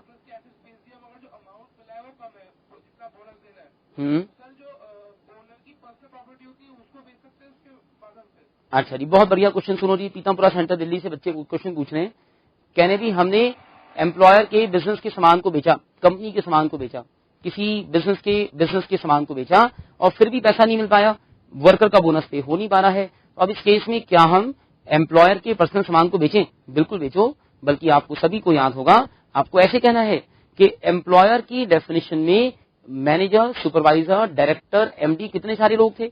हम तो इन सबको एम्प्लॉयर मानते हैं। आप बिजनेस का सामान बेचो ही बेचो, पर्सनल सामान भी बेच दो, कोई डर नहीं, वर्कर का बोनस पे होके रहेगा, चाहे हमें एम्प्लॉयर का पर्सनल सामान बेचना पड़े। ठीक है ना। अच्छा जी, भटिंडा सेंटर से क्वेरी आई है, वो बच्चे जो पूछे थे क्वेश्चन, आपने पूछा रिट्रेंच्ड एम्प्लॉय। मैं बताता हूं, एक क्वेश्चन सुनिए। कहते हैं कि एक वर्कर को रिट्रेंच किया गया। रिट्रेंच को कहते हैं हिंदी में छंटनी। आपने शायद सभी ने सुना होगा, अभी अखबार में पढ़ते होंगे कि जेट एयरबेस में छंटनी हुई थी, एयर होस्टेस को निकाला गया था। अखबारों में देखा होगा आपने, बड़ा शोर मचा था इसके ऊपर। देखिए, छंटनी का मतलब होता है कि हमारे पास काम कम था, हमने कुछ वर्कर्स को नौकरी से निकाल दिया। भाई कोई दिक्कत नहीं, अगर हमने छंटनी की है, वर्कर को नौकरी से निकाला है साल के बीच में, तो कुछ टाइम वर्कर ने काम किया होगा शायद। अगर वो काम 30 दिन से ज्यादा था तो उतने दिन का बोनस दे देंगे, और जितना दिन वर्कर ने काम नहीं किया है उतने दिन का बोनस नहीं देंगे। आप अगर मुझे पूछोगे ना, रिट्रेंच किए गए, छटनी किए गए वर्कर को बोनस मिलेगा, मैं कहूंगा भी आंसर में 2 हिस्से हैं। जितना दिन उसने काम किया उतने दिन का मिल जाएगा, और जितने दिन के बाद छटनी कर दी गई बचे हुए टाइम का नहीं मिलेगा। और पूछे किसी और सेंटर से, रेवाड़ी वाले सेंटर वाले बच्चों ने क्वेश्चन नहीं पूछा। हाँ जी, सिरसा वाले बच्चे अपनी क्वेरी लिखकर भेजो मुझे। हाँ जी, रेवाड़ी वाले पूछो कि रेवाड़ी वाले शर्माने क्या चक्कर है। आप लोग आंसर बड़े अच्छे बताते हो, रेवाड़ी वाले क्वेश्चन पूछो भी कुछ। हाँ जी, कहीं और से पूछिए। चलिए फिर मैं आपको आगे आपको क्वेश्चन सॉल्व कराता हूं। आप थोड़े से कुछ टॉपिक्स और देखिए मेरे साथ। देखिए, आप सभी एम्प्लॉई सैलरी वर्ड की डेफिनेशन के बाद प्लीज एक बार आगे देखें। हमारे पास है who is entitled to bonus, किस एम्प्लॉय को बोनस मिलता है। यहां पर एक बात लिखी है 3500 रुपए पर मंथ वाली बात, जो मैंने बताया आपको अभी बढ़कर 10,000 रुपए हो चुकी है। एक क्वेश्चन आया है, in the last line of salary definition Thursday return such employee here such employee refers to. Okay जी, क्वेश्चन सुनिएगा। इस डेफिनेशन पे जाने से पहले प्लीज एक बार सैलरी की डेफिनेशन को दोबारा से देख लो। मैं समझ गया, वो कह रहे हैं सैलरी की डेफिनेशन की लास्ट लाइन है, food allowance shall be deemed to be forming part of salary और वेजेस फॉर सच एम्प्लॉई। वो कह रहे हैं सच का क्या मतलब होता है। देखो भाई, सच का मतलब होता है जिस एम्प्लॉय की हम सैलरी को डिफाइन कर रहे हैं। आप मुझे पूछो सैलरी क्या होती है, तो मेरी लैंग्वेज कैसी होती है। मैं कहता हूं एक एम्प्लॉय है, उसे बेसिक सैलरी मिली और डीए मिला, ये सैलरी है। अब मैं इस एम्प्लॉय की बात कर रहा हूं ना, मैंने कहा एक एम्प्लॉय है जिसे बेसिक सैलरी और डीए मिला, तो इस एम्प्लॉय की बात। अब अगली लाइन जो मैं लिखूंगा तो मैं कहूंगा वो एम्प्लॉय जिसकी बात मैं करता आ रहा था, तो मैं बोलूंगा सैलरी ऑफ सच एम्प्लॉय। सच का मतलब वो जिसकी बात हमने ऊपर की लाइन में शुरू की, इसे बोलते हैं सच। आप भी एग्जाम में लिखते हुए ऐसी ही लीगल लैंग्वेज को दिखा करें। एक क्वेश्चन और है, can't its company and its members are having separate legal entity, how can they be personally liable। Way question सुनिए, पीतमपुरा वाले बच्चों को कंपनी लॉ के कुछ प्रोविजन याद आए। वो कह रहे हैं कि कंपनी और उसके मेंबर्स अलग पर्सन होते हैं। कंपनी की लायबिलिटी के लिए हम उसके मेंबर्स को लायबल कर सकते हैं, करते हैं तो क्यों करते हैं या क्यों नहीं करते हैं। आप सभी एक बात सुनिए, कंपनी लॉ के अंदर कंपनी एक अलग लीगल पर्सन होती है, मेंबर एक अलग लीगल पर्सन होता है। लेकिन कंपनी लॉ में ये बात सिर्फ तभी तक काम कर सकती है जब तक कंपनी जेन्युइनली ईमानदारी से काम करे। कोई भी कंपनी अपने वर्कर का बोनस मारे, ग्रेचुइटी का पैसा मार दे, प्रोविडेंट फंड मार ले, तो हम कंपनी और उसके मेंबर को अलग लीगल पर्सन नहीं मानते, दोनों को इकट्ठे पकड़ के बांटते हैं। हम तो कहते हैं दोनों ने मिलकर एम्प्लॉय का पैसा मारा, दोनों पर पेनल्टी इम्पोज करो। तो हमारे लॉ में कंपनी और उसके मेंबर्स अलग तो होते हैं, लेकिन वर्कर के पैसे को देने का टाइम आता है तो दोनों को सेम माना जा सकता है। एक क्वेश्चन आया है, पीस रेटेड वर्कर का भटिंडा वाले बच्चों ने पूछा। भाई पीस रेटेड वर्कर सुनिएगा क्या होते हैं। भटिंडा वाले बच्चों ने क्वेश्चन पूछा, piece rated worker. Piece rated worker का मतलब होता है जिन वर्कर्स को पर पीस के हिसाब से पैसा मिलता है। कोई दिक्कत नहीं, वर्कर को पैसा पर पीस के हिसाब से मिले, वर्कर को पैसा मंथली सैलरी के हिसाब से मिले, महीने के हिसाब से मिले, 5-6 हजार रुपए महीना। या वर्कर पेन बनाता है, आप उसे कहते हो एक पेन बनाने का 2 रुपए 4 रुपए, जैसा भी मिले हर वर्कर को बोनस मिलेगा। पीस रेटेड वर्कर भी वर्कर है, उसे भी बोनस मिल सकता है। चलिए हम आगे देखते हैं, वापस डेफिनेशन पर आ रहे थे हम लोग। आप सभी देखिएगा, हमारे पास एक हेडिंग है एंटाइटलमेंट टू बोनस, किस वर्कर को बोनस मिलता है। ये बात हम पीछे देख चुके हैं। एक केस है इसके अंदर दूसरे पैराग्राफ में, सभी केस सुनिए मुझसे आप। यह है, if an employee is prevented from working.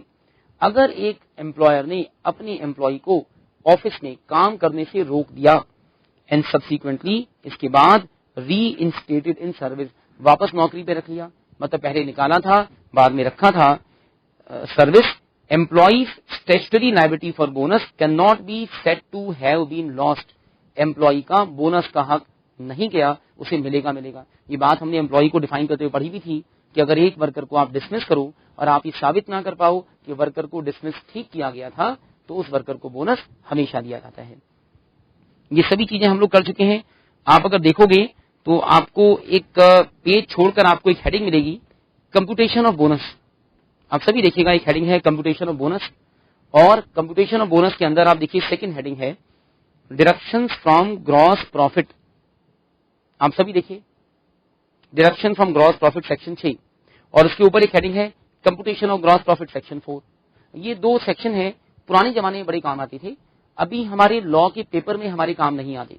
हाँ, लेकिन जब आप अपनी आर्टिकलशिप करोगे तो हो सकता है आप किसी ऐसे चार्टर्ड अकाउंटेंट के पास काम करो जिसके पास बोनस की कैलकुलेशन हो, तो प्रैक्टिकल लाइफ में आपको ये बात यूज करनी पड़ सकती है। इसीलिए मैंने इसको डाल दिया। पुरानी टाइम पर ये बात बच्चों से एग्जाम में भी एक बार पूछी गई थी, लेकिन फिलहाल हमारे नए कंटेंट्स में ये चीजें हमें नहीं पढ़नी होती, बट आपकी नॉलेज पे बड़ी जरूरी है।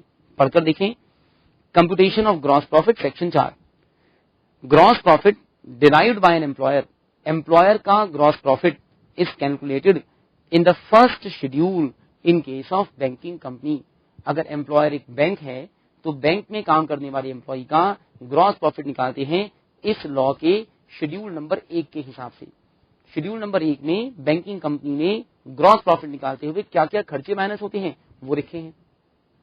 दूसरा point, in any other case, अगर आप बैंक नहीं हो कोई और हो तो आपके एम्प्लॉइज का ग्रॉस प्रॉफिट निकालने के लिए शेड्यूल नंबर 2 की हेल्प की जाती है। ये तो है ग्रॉस प्रॉफिट के बारे में। तो अगर मैं आपसे पूछूं कि ग्रॉस प्रॉफिट निकालने से पहले क्या क्या खर्चे माइनस होते हैं, तो कहोगे बैंकिंग कंपनी के लिए शेड्यूल नंबर 1 होता है और अदर कंपनीज के लिए शेड्यूल नंबर 2 होता है। शेड्यूल्स याद नहीं करने हैं, लेकिन हाँ इनमें खर्चों की लिस्ट गिवन होती है, बस ये बात पता हो। उसके बाद सेकंड हेडिंग है deduction from gross profit. Gross profit से क्या क्या माइनस होता है, देखिए having calculated gross profit in item of section 4, section 4 के हिसाब से ग्रॉस प्रॉफिट निकालने के बाद following sums must be deducted. Following खर्चे, ये आने वाले खर्चे माइनस होते हैं ग्रॉस प्रॉफिट से।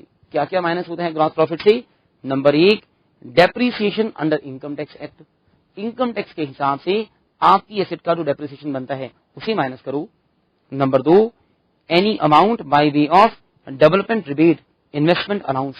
इनकम टैक्स के दो डिडक्शन होती हैं, एक होती है डेवलपमेंट रिबेट, ये एक पर्सन को मिलता था कि आप अपने फ्यूचर ग्रोथ के लिए एक रिजर्व बनाना चाहते हो, तो ये खर्चा आपकी इनकम से माइनस होगा। एक होता है इन्वेस्टमेंट अलाउंस, इन्वेस्टमेंट अलाउंस होता है कि हमें कहीं कुछ पैसा किसी एसेट में इन्वेस्टमेंट में लगाना है, इसके लिए भी कुछ खर्चा आपने करना हो, ये भी माइनस होता है। नंबर सी पॉइंट बड़ा इंपॉर्टेंट है, डायरेक्ट टैक्स। डायरेक्ट टैक्स का मतलब है इनकम टैक्स, और एक और डायरेक्ट टैक्स होता है वेल्थ टैक्स। आप लोग अपने टैक्स वाले पेपर में पढ़ोगे, टैक्सेस दो तरह के होते हैं, डायरेक्ट और इनडायरेक्ट। डायरेक्ट टैक्स का बड़ा अच्छा एग्जांपल इनकम टैक्स और एक एग्जांपल वेल्थ टैक्स। तो फिलहाल इंडिया में 2 ही डायरेक्ट टैक्स होते हैं। ग्रॉस प्रॉफिट के अंदर से डायरेक्ट टैक्स भी माइनस होगा जो आपने देना था। और number 4 D point any other sum mentioned in third schedule, schedule number 3 में लिखा हुआ अमाउंट। देखिए कितना अच्छा हो गया काम। ऊपर देखेंगे ऊपर वाली हेडिंग, शेड्यूल नंबर 1 में बैंकिंग कंपनी का ग्रॉस प्रॉफिट निकालते हैं, शेड्यूल नंबर 2 में बाकी लोगों का ग्रॉस प्रॉफिट निकालते हैं, शेड्यूल नंबर 3 में वो खर्चे लिखे हैं जो ग्रॉस प्रॉफिट निकालने के बाद माइनस होते हैं। और इनके साथ साथ 3 आइटम हमने एबीसी और देखे, आपका डेप्रिसिएशन माइनस होता है, डेवलपमेंट रिबेट माइनस होता है, इन्वेस्टमेंट अलाउंस माइनस होता है, और आपका डायरेक्ट टैक्स मतलब इनकम टैक्स वगैरह माइनस होता है। इसके बाद देखिए एलोकेबल सरप्लस वगैरह है, ये सब हम लोग कर चुके हैं। एक हेडिंग आपको मिलेगी इसके नीचे, पेमेंट ऑफ मैक्सिमम बोनस के बाद proportionate reduction in bonus in certain cases. हाँ जी, मिलेगी आपको सबको heading proportionate reduction in bonus in certain cases, section number 13। तो ये हेडिंग मैं आपको बताता हूं, आप सभी सुनिए मुझसे जरा। पुराने जमाने की हेडिंग है, फिलहाल इस हेडिंग का हमारे पास यूज खत्म हो गया। देखो अभी जो बात आपको बता रहा हूं ये देखिएगा, आज से कुछ साल पहले ये चीज यूज होती थी, आज तो फिलहाल इसका सिग्निफिकेंस खत्म हो गया। बड़े ध्यान से देखना, पुराने जमाने में जब हम मिनिमम बोनस निकालते थे तो मिनिमम बोनस को निकालते हुए आप क्या करते थे, आप लेते थे सेक्शन नंबर 11, सेक्शन नंबर 10, यहां पर लिखा था कि मिनिमम बोनस 8.33% होता है। अब देखिए उस जमाने में ना वर्कर की सैलरी इनकम वगैरह कम होती थी, वर्कर कम पैसा कमाते थे। वर्कर की सैलरी होती थी 30-35 साल पहले की बात सोचो, 25 साल पहले की बात सोचो, तो वर्कर को सैलरी मिलती थी 500 रुपए, 700 रुपए, 200 रुपए, 300 रुपए महीने की सैलरी मिलती थी। तब महंगाई भी कम होती थी, खर्चे भी कम होते थे। तो उस जमाने में ऐसा कहा गया कि आपके एक साल का जब बोनस निकाला जाएगा तो एक साल का मिनिमम बोनस 8.33% जो होगा कभी भी 100 रुपए से कम नहीं होगा। तो कम से कम 100 रुपए बोनस एक साल के लिए मिलेगा।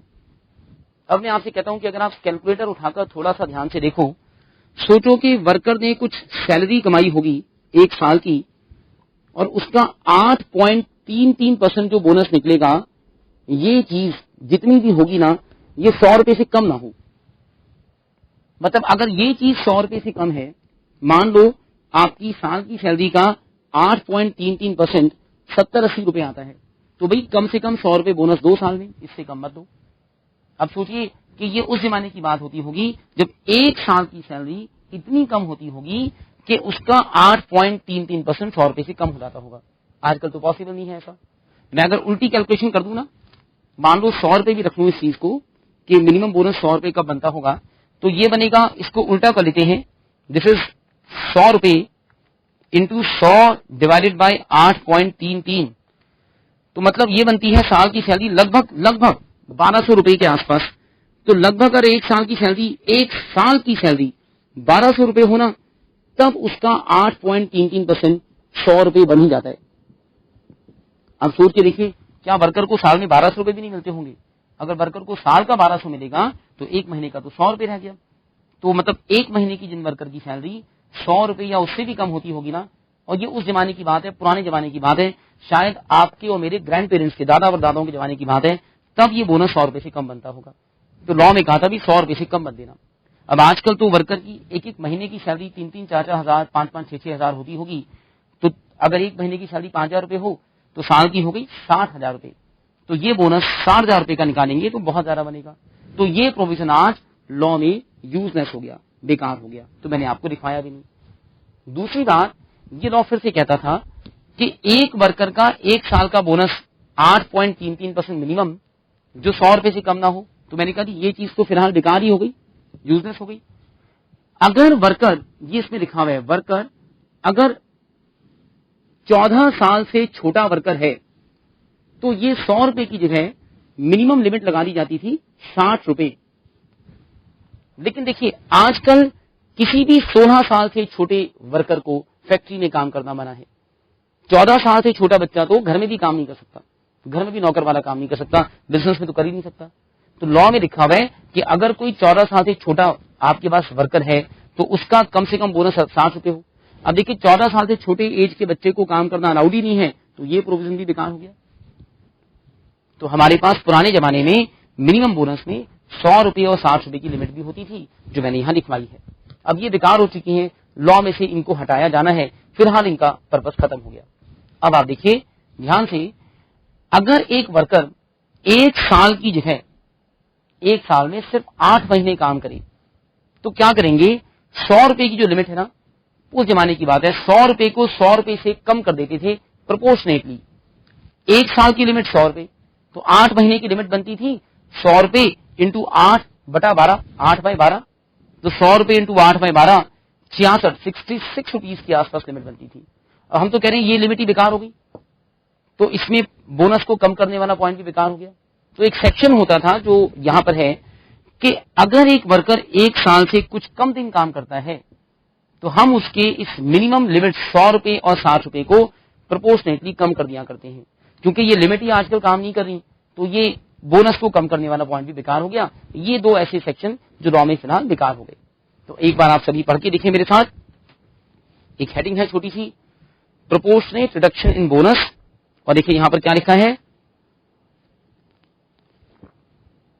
Where an employee has not worked, एक एम्प्लॉई ने काम नहीं किया है, for all the working days in accounting year, पूरा साल सारे दिन काम नहीं किया है, the minimum bonus of 100 rupees, 100 रुपए का जो मिनिमम बोनस होता है और 60 रुपीज या 60 रुपए का जो बोनस होता है, एज अ केस में भी जैसा भी है, if such bonus is more than 8.33%, मतलब अगर 100 रुपए और 60 रुपए देना पड़ा ऑफ सैलरी और wages for the days he has work in the accounting year shall be proportionately reduced.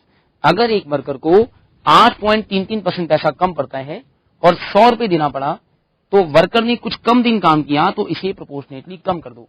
ये सेक्शन फिलहाल बेकार हो गया। तो आप इस सेक्शन के साथ, इस टेबल के साथ लिख लीजिए नॉट एप्लीकेबल एट प्रेजेंट, लिख लीजिए इसके साथ नॉट एप्लीकेबल एट प्रेजेंट। हमें क्यों देना पड़ा आपको? क्योंकि लॉ में प्रोविजन अभी भी है, तो आपको प्रोविजन बता रहे हैं अभी भी है, लेकिन फिलहाल काम नहीं कर रहा प्रोविजन।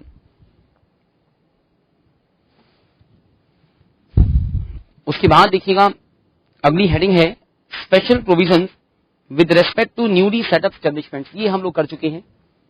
और इसके बाद अगर आप देखोगे नेक्स्ट पेज पर गलती से एक हेडिंग दोबारा प्रिंट हो गई, proportional reduction in bonus, section 13 गलती से दोबारा आ गया। सेक्शन एक्चुअली बेकार हो गया ना, तो वो छोड़ नहीं रहा आपको, कह रहा है बार बार आऊंगा आपके सामने। उसके बाद है हमारे पास set on and set off. अब देखिए प्रोविजन है सेट ऑन सेट ऑफ का, ये आपने सीखा था। मैंने सेट ऑन सेट ऑफ का एक बड़ा अच्छा एग्जाम्पल मैंने यहाँ आपके लिए डाला हुआ है। वैसे तो सेट ऑन सेट ऑफ के एग्जाम्पल हम पढ़ सकते हैं, हमने देखे भी थे, आप फिर भी एग्जाम्पल को पढ़िएगा। सिंपल एग्जाम्पल है ये, पेमेंट ऑफ बोनस एक्ट के लॉ में लिखा हुआ एग्जाम्पल था, तो सभी किताबों में इस एग्जाम्पल को एज इट इज डाल दिया जाता है। मैंने भी आपको सिखाने के लिए यहाँ पर डाला, पढ़ लीजिएगा। बहुत ज्यादा यूज नहीं है एग्जाम्पल का, इतना बड़ा एग्जाम्पल प्रैक्टिकल की फॉर्म में आपसे नहीं पूछा जाता। उसके बाद इस एग्जाम्पल के बाद आइए देखिए बड़ी प्यारी एक हेडिंग आई, ये एक इंपॉर्टेंट हेडिंग है, ये 1 नंबर या 2 नंबर के लिए कई बार पूछी गई है एग्जाम में। हेडिंग है deduction of amount from bonus payable. क्या हम बोनस में से कुछ पैसा माइनस कर सकते हैं? तो आप सभी एक बात सुनो मेरी, कि अगर एक वर्कर ने एम्प्लॉयर के पास काम किया और एम्प्लॉयर ने अपने वर्कर को साल में 4,000 रुपए का बोनस देना था, एम्प्लॉयर ने देना था 4,000 रुपए का बोनस वर्कर को, तो एम्प्लॉयर ने मान लो वर्कर को 4,000 रुपए बोनस देना है और वर्कर ने एम्प्लॉयर से, अपने मालिक से 500 रुपए एडवांस ले लिया, तो वर्कर को जब बोनस देंगे तो 4,000 रुपए बोनस में से 500 रुपए के एडवांस को माइनस कर देंगे और बचा हुआ 3,500 रुपए ही दिया जाएगा। तो देखिए हमारे पास कुछ डिडक्शंस हैं, मतलब एम्प्लॉयर अपने वर्कर को दिए जाने वाले बोनस में से कुछ पैसे माइनस कर सकता है। ये वो पैसे होंगे जो वर्कर ने मालिक से एडवांस में लिए हैं, या ये वो पैसे होंगे जो इस मालिक ने वर्कर की सैलरी में से काटने हैं। जैसे वर्कर ने मालिक का नुकसान कर दिया और उसके एम्प्लॉयर ने इसका 100 रुपए इसका चार्ज करना था, माइनस करना था, तो एम्प्लॉयर बोनस में से काट सकता है इस चीज को। आप सभी पढ़ के देखें इसको, देखिए पढ़िएगा। Where in any accounting year, किसी अकाउंटिंग ईयर के अंदर, an employee is found guilty of misconduct, employee guilty है मिसकंडक्ट का, उसने कुछ नुकसान किया एम्प्लॉयर का, causing financial loss to employer, employer का नुकसान किया है, then it shall be lawful, मतलब लॉ के अकॉर्डिंग ऐसा किया जा सकता है। क्या किया जा सकता है? For the employer to deduct the amount of loss, कि एम्प्लॉयर इस लॉस के पैसे को माइनस करे from the amount of bonus payable to employee, employee के बोनस में से इसे माइनस कर दे, in respect of that accounting year only. ये बात बड़ी इंपॉर्टेंट है, जिस ईयर का पैसा आपने वर्कर की सैलरी में से काटना है ना, वो उसी ईयर के बोनस में से काटा जा सकता है। हम ऐसा नहीं कर सकते हैं कि करंट ईयर में बोनस दे रहे हैं और पिछले साल का पैसा माइनस करें, पिछले साल का पैसा पिछले साल के बोनस में से माइनस होता, मतलब पुराना पैसा करंट ईयर के बोनस से माइनस नहीं हो सकता, करंट ईयर का पैसा करंट ईयर के बोनस से माइनस हो सकता है। तो हमारा प्रोविजन है, जिस साल आपने वर्कर को बोनस देना था उस साल का पैसा वहां के बोनस में से माइनस कर सकती हो। उसके बाद देखिए ये हमारे पास deduction of employer amount from bonus था। उसके बाद बस बाकी सभी काम हम लोग कर चुके हैं। जो आप देख रहे हैं नीचे हेडिंग है time limit for payment of bonus, ये हम कर चुके हैं। एक लाइन मैंने बोल्ड करके लिखाई है कि वैसे तो बोनस को देने का टाइम 8 महीने था और आपको याद है कोर्ट में केस हो तो 1 महीना था, लेकिन अगर गवर्नमेंट चाहे तो इस टाइम को बढ़ा सकती है। उसके बाद देखिए adjustment of customary bonus, interim bonus, याद कीजिए इंटरिम बोनस फाइनल बोनस में से माइनस कर सकते थे।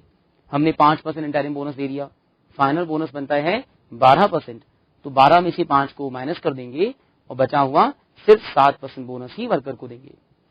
बस ये हमारी हेडिंग थी। और उसके बाद हेडिंग थी रिकवरी ऑफ बोनस, जो भी हमने आज ही पढ़ी। और लास्ट था payment of bonus link with the production, production के साथ connected bonus. Getting this thing, ये चीजें अपने पास थी। इसके बाद देखिए मैंने आपके लिए 1994 से 2008 तक की जितने भी क्वेश्चन बने मैंने सारे आपके एग्जाम में सब टाइप करा दिया आपके लिए। आप लोगों को इन सभी क्वेश्चंस को बैठ के करना है। मोटे मोटे क्वेश्चंस, कुछ क्वेश्चंस आपके साथ मैं अभी डिस्कस करता हूं और मैं चाहूंगा कि आप लोग मुझे उनके आंसर्स बताओ। जब आंसर दोगे तो ऐसी लैंग्वेज बोलना जैसे कि आप पेपर में लिख कर आओ, तो मुझे पता लगेगा कि आप लोग कितना एरर करते हो, ताकि हम उन्हें ठीक कर सकें। ये 2 से 3 पेज आप देखिएगा, 4 पेज में क्वेश्चन ही क्वेश्चन भरे पड़े हैं। इतना बढ़िया क्वेश्चन मैंने आपके सारे टाइप करा दिए कि आप इनकी प्रैक्टिस करो। आप देखोगे एक एक क्वेश्चन बार बार पूछा जाता है, आपको पूरा लॉ में सब कुछ आता है। और उसके बाद 4 पेज के बाद इनके ऊपर केसेस हैं। बोनस पे जितने केसेस आज तक पूछे गए मैंने वो भी सब टाइप करा दिए। हर चैप्टर में आपको सब ऐसे ही मिलेगा। तो हम एट रैंडम कुछ क्वेश्चंस को हम लोग स्टार्ट करते हैं। एक क्वेरी आ रही है, पहले आप लोग कुछ पूछना चाहो, मैं आपकी क्वेरीज पहले लेता हूं। अल्वा सेंटर से बच्चे अगर कुछ क्वेरी पूछ रहे हैं, मुझे लग रहा है अल्वा सेंटर वाले, हाँ जी पूछो। अल्वा सेंटर वाले बच्चे कुछ क्वेरी पूछना चाह रहे हैं?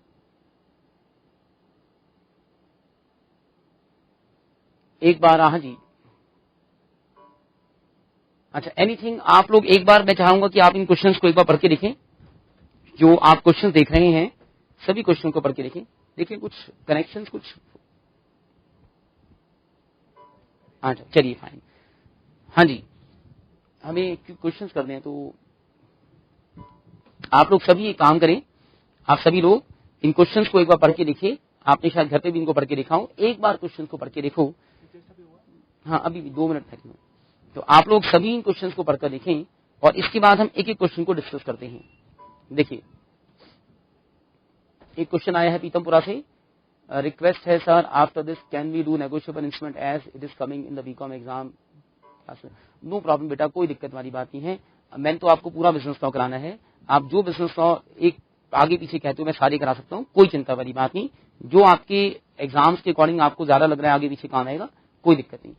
गुड़गांव सेंटर से क्वेरी आई है, what is the meaning of interim bonus. बेटा इंटैरिफ नहीं है, इंटैरिम है। इंटैरिम का मतलब होता है साल के अंदर दिया जाने वाला पैसा, इंटैरिम। और सिरसा से क्वेश्चन आया है, if loss is greater than bonus what will do. भाई लॉस है, बोनस ज्यादा है, देखो कोई चिंता नहीं, आपके पास लॉस हो, ज्यादा हो, कम हो, कोई चिंता मत करो, बोनस तो देना पड़ेगा, मिनिमम बोनस दे देंगे। और कुछ पूछिए। एक क्वेश्चन आया है, is income tax, sir income tax is take person liability. भाई फरीदाबाद से क्वेश्चन आया है, income tax is the personal liability of employer, then yes it is deducted, is it deducted from gross profit. कहने भी एक employer के पास income tax होता है, और जैसे हमने डिडक्शन पढ़ी थी, एक बच्चा क्वेश्चन पूछ रहा है कि क्या इनकम टैक्स भी आपके खर्चों में से माइनस होता है। भाई हो रहा है माइनस, हमारा लॉ कहता है कि इनकम टैक्स माइनस होता है। वैसे तो इनकम टैक्स पर्सनल लाइबिलिटी होता है, लेकिन बिजनेस के इनकम से जुड़ा हुआ है तो पक्का माइनस होता है, कोई दिक्कत नहीं है। और कुछ पूछे। सिरसा वाले बच्चे कुछ पूछना चाहते हैं? सिरसा वाले बच्चों की माइक क्वेरी है, अच्छा जी। और कहीं से बच्चे कुछ पूछना चाहें, देखो आप कंफर्टेबली पूछिए, जो भी आप पूछना चाहो। हाँ जी, जयपुर सेंटर वाले बच्चे एक बार चेक करो, क्या जयपुर सेंटर के बच्चे हैं वो जो मुझे कुछ क्वेश्चन पूछना चाहें, प्लीज एक बार सेशन में क्वेश्चन टाइप करके भेजो। हाँ जी, एक क्वेश्चन आया है रिवाड़ी से, in the 6 to 7 year there is loss, how can we prepare set on और सेट ऑफ। ओहो, एक बड़े अच्छा क्वेश्चन सुनिए, थोड़ा सा लॉजिकली इस बात को देखो आप कि 6ठे 7वें साल में कहने भी लॉस है, कोई चिंता वाली बात नहीं बेटा। एक साल में लॉस भी हो तो सेट ऑफ तो बन सकता है ना। सेट ऑफ क्या होता है कि हमारे पास हमने बोनस दे दिया, जबरदस्ती में हमें बोनस देना पड़ा, लेकिन बोनस देने के लिए पैसा नहीं था, इसी को तो सेट ऑफ कहते हैं आप। तो आपके पास लॉस है तभी तो मजा आएगा सेट ऑफ बनाने में, बिना लॉस के सेट ऑफ क्यों बनाएंगे, सेट ऑफ तो बनेगा ही लॉस बने केस में। और क्वेश्चन है फरीदाबाद से, explain the question dated on November 95। Okay जी, क्वेश्चन सुनिएगा। एक बच्चा फरीदाबाद से कह रहा है कि नवंबर 95 का क्वेश्चन प्लीज डिस्कस कर दो। मैं बताता हूं, आप सभी सुनिए। एक क्वेश्चन देखिएगा, नवंबर 95, नवंबर 95 कह रहे हो? यस, नवंबर 95 है। नवंबर 95 है, state the procedure for calculation of working days and proportionate reduction in bonus. एक क्वेश्चन सुनिए, बच्चे पूछ रहे हैं नवंबर 95 का क्वेश्चन, आप सभी देखें कि वर्किंग डेज कैसे कैलकुलेट होते हैं, प्रोपोर्शनेट रिडक्शन इन बोनस कैसे होता है। देखिए रिडक्शन इन बोनस तो मैंने आपको बताया, पुराना कॉन्सेप्ट हो गया, पहले जमाने की बात है, फिलहाल बेकार ही हो गया, इसको छोड़ दीजिए। और एक क्वेश्चन है इसके साथ ही, वर्किंग डेज कैसे कैलकुलेट होते हैं। बिल्कुल चिंता ना करें, इस चीज को हम ग्रेजुएटी में सीखेंगे। वर्किंग डेज का मतलब होता है एम्प्लॉई ने एम्प्लॉयर के पास कितने दिन काम किया। अभी सुन लीजिएगा, वैसे ग्रेचुटी में बाद में पढ़ेंगे। वर्किंग डेज का मतलब जब एम्प्लॉई एम्प्लॉयर के पास काम करने आया, that is a working day. Employer business खोल के बैठा है, that's a working day. Employee employer के पास काम करने आया, लेकिन उस दिन एम्प्लॉयर ने उससे काम नहीं कराया, तो वर्किंग डे तो वर्किंग डे था। वर्किंग डे का मतलब एम्प्लॉयर ने उस दिन बिजनेस चलाया, एम्प्लॉई ने काम किया या नहीं किया, वो वर्किंग डे कहलाता है। हम ग्रेचुटी में इसके बारे में पढ़ेंगे। एक क्वेश्चन आया है, please explain the question of November 2000। भाई क्वेश्चन अधूरा दिखाई दे रहा है मुझे आपका, एक सेकंड रुकिएगा जरा। Explain the question of November 2004। Okay, Patiala centre वाले बच्चे कह रहे हैं नवंबर 2004 वाला क्वेश्चन। आप सभी देखो नवंबर 2004, हाँ जी नवंबर 2004 वाला क्वेश्चन है। What is the November 2004 examine the powers of government to grant exemption to an establishment from payment of bonus under payment of bonus act. November 2004 वाला क्वेश्चन है, आप सभी सुनो। एक छोटा क्वेश्चन सुनिएगा, ये हर लॉ में काम आता है। हर एक लॉ का बेसिक पॉइंट होता है कि सभी सुनिएगा ध्यान से। एक एम्प्लॉयर जिसके ऊपर हमारा लॉ एप्लीकेबल है, किसी भी एम्प्लॉयर पर हमारा लॉ एप्लीकेबल है, तो हमारा कोई भी एम्प्लॉयर गवर्नमेंट से परमिशन मांगे कि सर मैं बोनस देने वाली कंडीशन में नहीं हूं, प्लीज मुझे इस लॉ के स्कोप से माफ कर दो, 2 साल तक मुझे बचा लो, 4 साल मुझे बचा लो, तो गवर्नमेंट चाहे तो किसी भी लॉ से आपको कुछ साल के लिए माफ कर सकती है, कोई दिक्कत नहीं है।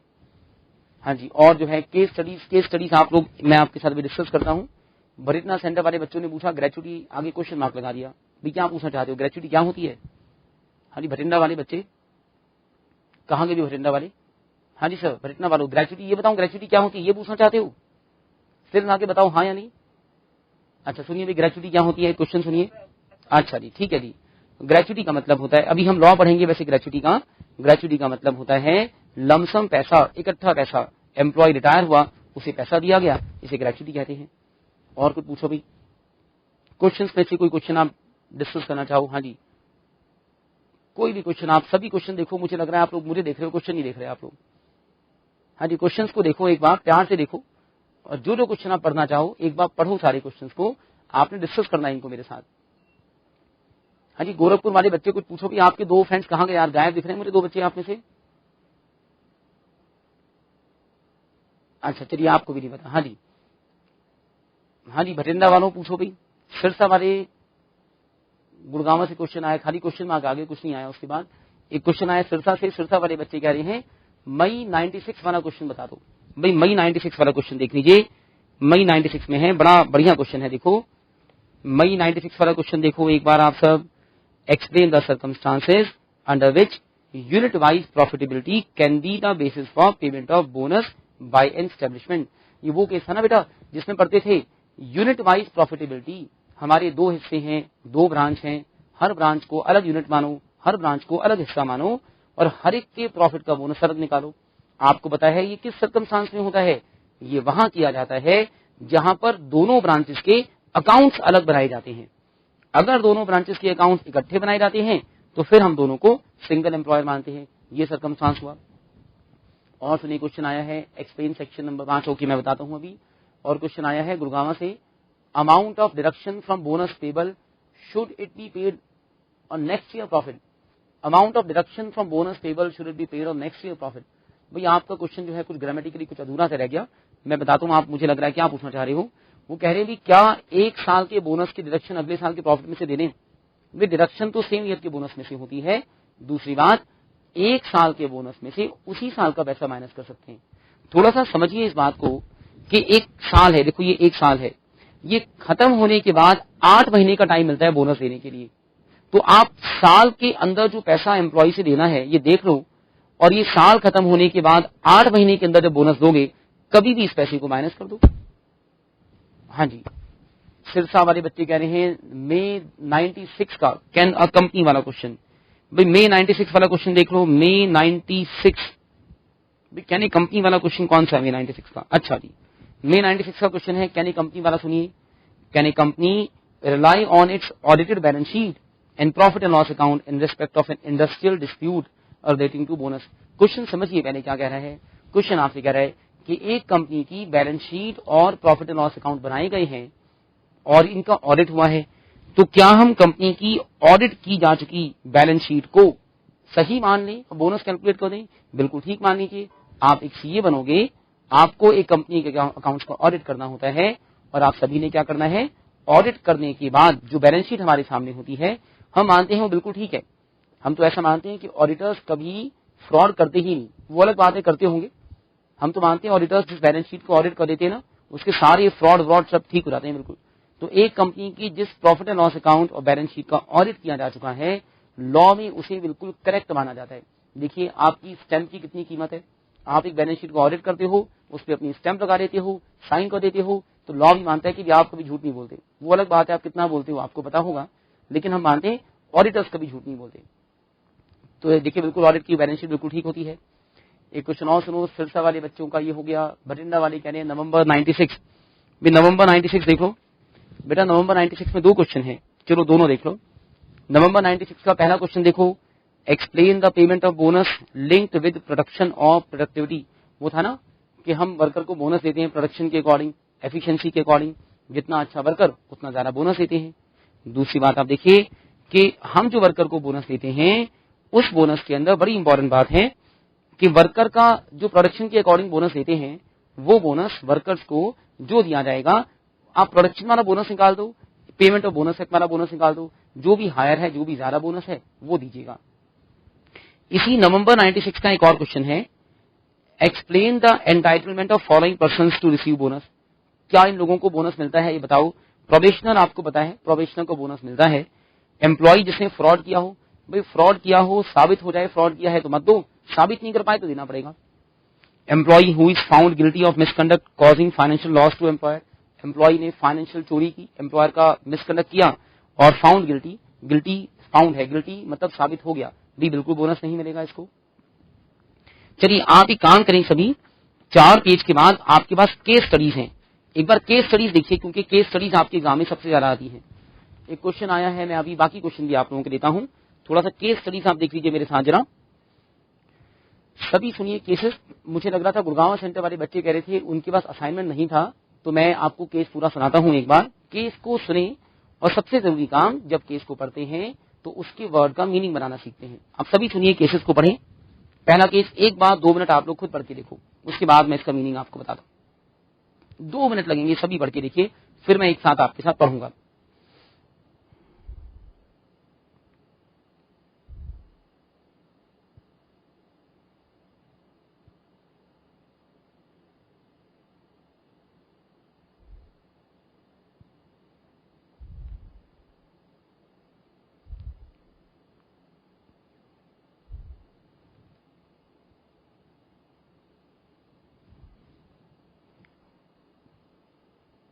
हाँ जी, मुझे लगा आप लोगों ने पढ़ के देखा सबने। आइए मैं एक बार क्वेश्चन आपके साथ पढ़ता हूं, सभी सुनिए। नवंबर 94 का पहला क्वेश्चन है, an employer had been paying bonus to his employees every year at the time of Deepawali. एक एम्प्लॉयर अपने एम्प्लॉइज को हर साल दीपावली के टाइम पर बोनस दे रहा था। 1 month basic wages as Deepawali bonus. Deepawali के टाइम पर, दिवाली के टाइम पर हर साल आप 1 महीने का पैसा बोनस के नाम से बांटा करते थे, इसे बोलते हैं festival bonus. For last 10 years, 10 साल से ऐसा करते आ रहे हैं। In addition to the bonus payable under payment of bonus act, और इसके साथ साथ जो पेमेंट ऑफ बोनस एक्ट वाला बोनस है वो भी दिया करते थे। दिवाली बोनस अलग दे रहे थे, पेमेंट ऑफ बोनस एक्ट का बोनस अलग दे रहे थे। उसके बाद क्या है, इन एडिशन टू दिस, हाँ जी, the bonus had been paid even in those years when there were losses. जहां लॉस होता था वहां भी आप वर्कर को बोनस देते थे, तो हमेशा बोनस देते आ रहे हैं। The employer now wants to adjust Deepawali bonus paid by him for the current accounting year against the bonus payable by him under the act. अब करंट ईयर में एम्प्लॉयर क्या चाहता है, जो दिवाली का बोनस था उसे हम करंट ईयर के बोनस के अंदर से माइनस कर दें, जैसे करते थे ना फेस्टिवल बोनस को फाइनल बोनस में से माइनस करते थे, इस साल माइनस करना चाहता है। State with reference to the provisions of payment of bonus act whether it is possible for the employer to make the about adjustment. बताओ जी क्या कहते हो आप। एम्प्लॉयर पिछले 10 साल से दीपावली बोनस पे करता आ रहा है और कभी उसने इस बोनस को फाइनल बोनस में से माइनस नहीं किया, और करंट ईयर में वो इस दीपावली बोनस को फाइनल बोनस में से माइनस करना चाहता है। क्या कहोगे आप लोग, क्या ऐसा कर सकते हैं? दीपावली बोनस फाइनल बोनस में से माइनस कर सकते हैं? हाँ जी, हाथ उठाओ।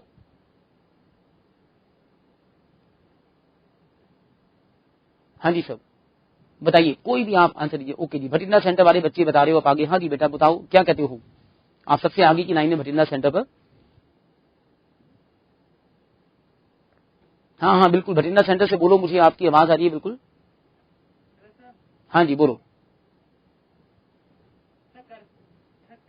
अच्छा कर सकते हैं, ओके। अच्छा चलिए बहुत अच्छा। हाँ जी, पीतमपुरा वाले बच्चे बताना चाह रहे थे, आप आगे सबसे आगे। आपने टी शर्ट डाली हुई है ग्रीन कलर की, बताओ।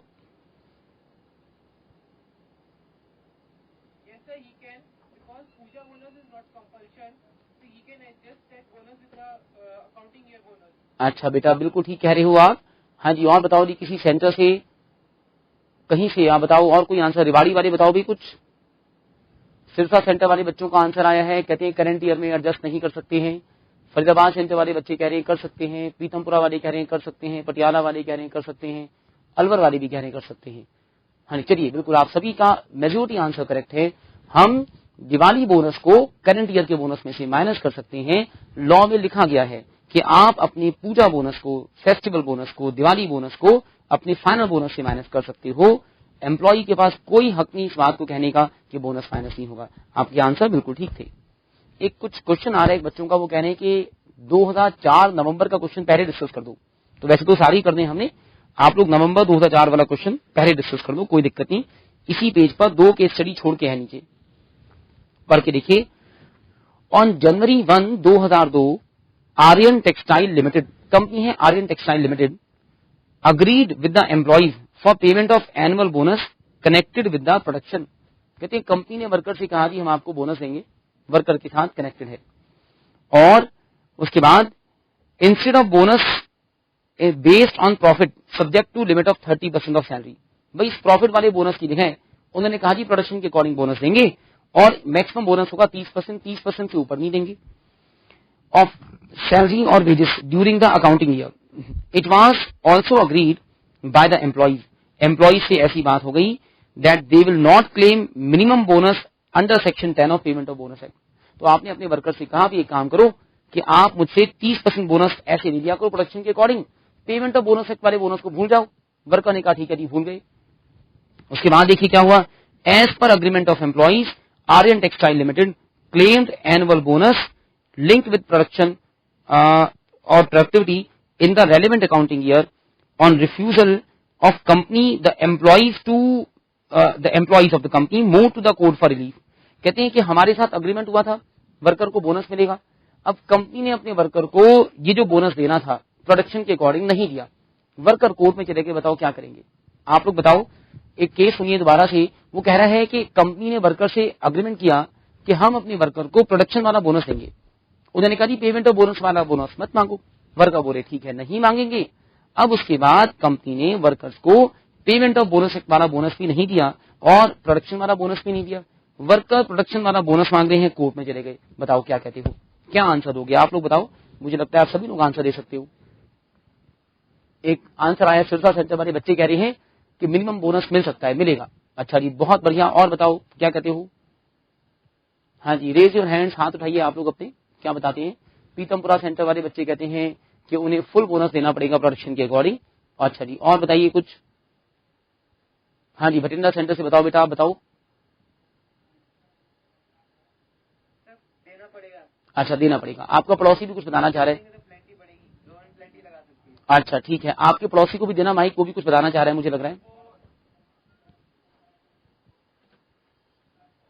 अगर एम्प्लॉय को पे नहीं करेगा तो वो गवर्नमेंट के पास जा सकते हैं एम्प्लॉय, और गवर्नमेंट देगी अगर उनका। चलो ठीक है, आप ठीक कह रहे हो, एम्प्लॉय गवर्नमेंट के पास जा सकता है, कंप्लेन हो जाएगी।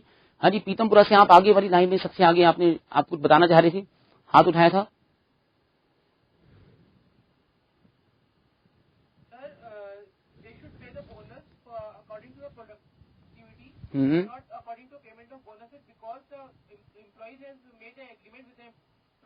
अच्छा चलिए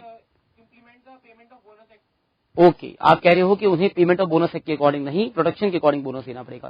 फरीदाबाद सेंटर के बच्चे कह रहे हैं कि जो भी बोनस हायर है वो देना पड़ेगा। हाँ जी, और कहीं से हाथ उठाओ। रेवाड़ी सेंटर से मुझे लग रहा है किसी ने हाथ नहीं उठाया। हाँ जी, चलिए और बताइए कहीं से। पटियाला सेंटर वाले बताओ जी। पटियाला सेंटर पे। हाँ जी सर, पटियाला सेंटर पे सेकंड लाइन में आपने हाथ उठाया, आप बताओ।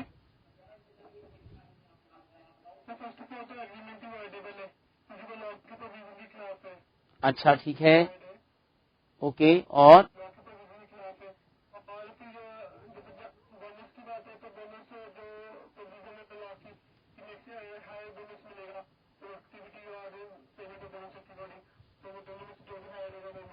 अच्छा अच्छा बेटा, आपका नाम क्या है आपका?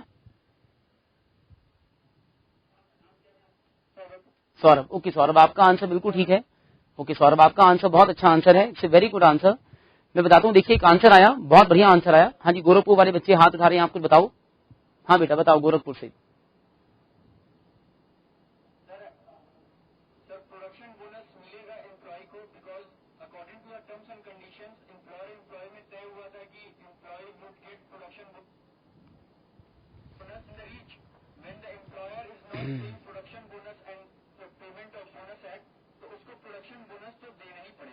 ठीक है, अच्छा चलिए मैं बताता हूँ।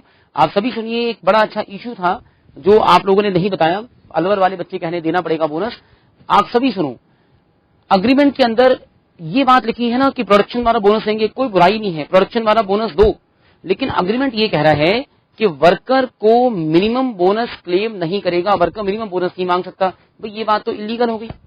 देखिए, आप अपने वर्कर को प्रोडक्शन वाला बोनस दो, आप अपने वर्कर को नॉर्मल बोनस दो, कोई दिक्कत नहीं। आप वर्कर से कहते हो कि आप पेमेंट ऑफ बोनस एक्ट के लॉ के अकॉर्डिंग जो आपको हक मिला उसे छोड़ दो। बताइए एक वर्कर का लीगल हक कैसे छुड़वा दे? तो अग्रीमेंट का ये हिस्सा जो कहता है ना कि मिनिमम बोनस अप्लाई नहीं करेगा, इसकी वजह से अग्रीमेंट वॉइड हो गया। और अग्रीमेंट वॉइड हो गया तो इस अग्रीमेंट को हम इस लॉ में पूरा करवा ही नहीं सकते। आपने तो सभी ने इंडियन कॉन्ट्रैक्ट एक्ट पढ़ा होगा कि कोई भी अग्रीमेंट जो किसी भी लॉ के अगेंस्ट होता है, किसी भी लॉ के खिलाफ होता है, वो तो वॉइड एब इनिशियो होता है, उससे तो वैलिड मान ही नहीं सकती। अगर ये सीधा अग्रीमेंट होता है ना कि वर्कर को प्रोडक्शन वाला बोनस मिलेगा, तब तो आपकी बात ये ठीक थी कि प्रोडक्शन वाला बोनस और हमारे लॉ का बोनस जो ज्यादा है वो दे दो।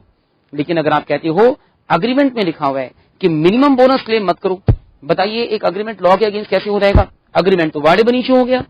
तो अग्रीमेंट का ये क्लॉज अग्रीमेंट को वॉइड करवा देता है, हेंस वर्कर को पेमेंट ऑफ बोनस एक्ट वाला बोनस ही मिलेगा, अग्रीमेंट तो बेकार हो गया।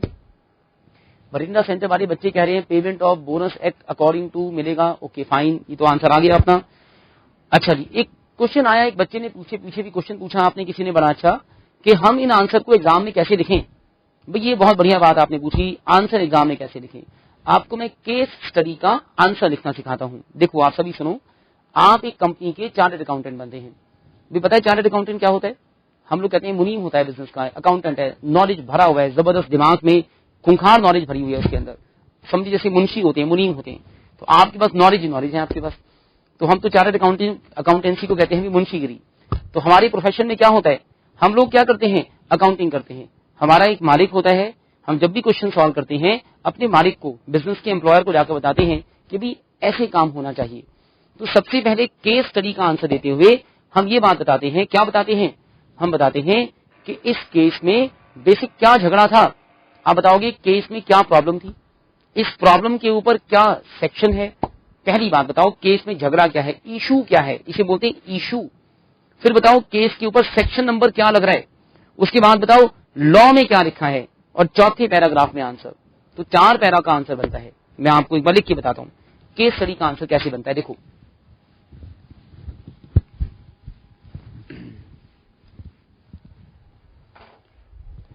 देखिए, जब भी किसी केस स्टडी का आंसर लिखा जाता है तो सबसे पहला पैरा, जो सबसे पहला पॉइंट हम बनाते हैं, हम यहां लिखते हैं कि इस केस में क्या इशू था, किस बात को लेकर झगड़ा था। उसके बाद हम क्या करते हैं, नंबर 2 हम ये बनाते हैं कि इस इशू के ऊपर लॉ में क्या कोई सेक्शन है, क्या सेक्शन नंबर इसके ऊपर एप्लीकेबल है। तीसरी बात हम ये बताते हैं कि इसके ऊपर हमारे जो सेक्शन है उसके अंदर क्या लिखा है, सेक्शन में क्या लिखा है, पहले सेक्शन नंबर फिर सेक्शन में क्या लिखा है। और चौथी बात में हम अपने केस का आंसर बताते हैं रीजन के साथ। आंसर बताते हैं रीजन के साथ। तो मैं अगर किसी भी केस का आंसर दूंगा, जैसे इस केस का आंसर था, ये मिनिमम बोनस अग्रीमेंट की बात थी, तो मैं सबसे पहली बात क्या कहूंगा कि ये लॉ प्रोडक्शन वाले बोनस के साथ और मिनिमम बोनस के साथ डील करता है। लॉ बताता है कि क्या वर्कर का मिनिमम बोनस का हक छीना जा सकता है। हमारे सेक्शन नंबर 10 के अकॉर्डिंग वर्कर को मिनिमम बोनस मिलना कंपलसरी होता है। हर वर्कर को मिनिमम बोनस मिलेगा। और एक्सप्लेन करो सेक्शन नंबर 10, बताओ कि मिनिमम बोनस तो देना कंपलसरी होता है, चाहे हमें लॉस भी हो, नुकसान भी हो जाए। उसके बाद कहो कोई भी अग्रीमेंट हमारे लॉ के अगेंस्ट नहीं बन सकता। जो अग्रीमेंट हमारे लॉ के अगेंस्ट बनता है वो अग्रीमेंट वॉइड होता है, और क्योंकि वो अग्रीमेंट वैलिड नहीं होगा तो हम वर्कर को बोनस देंगे, हमारे लॉ के अकॉर्डिंग अग्रीमेंट को नहीं माना जाएगा। मैं इस अग्रीमेंट का एक आंसर, इस क्वेश्चन का एक आंसर आपको लिखवाता हूं। आप सभी ने इसी फॉर्मेट पे आंसर को लिख के बताना है। तो आप सभी आंसर लिख लीजिए। ये है नवंबर 2004 वाला क्वेश्चन, जिसका आप आंसर लिखें। मैं आपको आंसर लिखना सिखाता हूं, लिखिएगा। लिखिए, सबसे पहला पैराग्राफ चल रहा है। दिस केस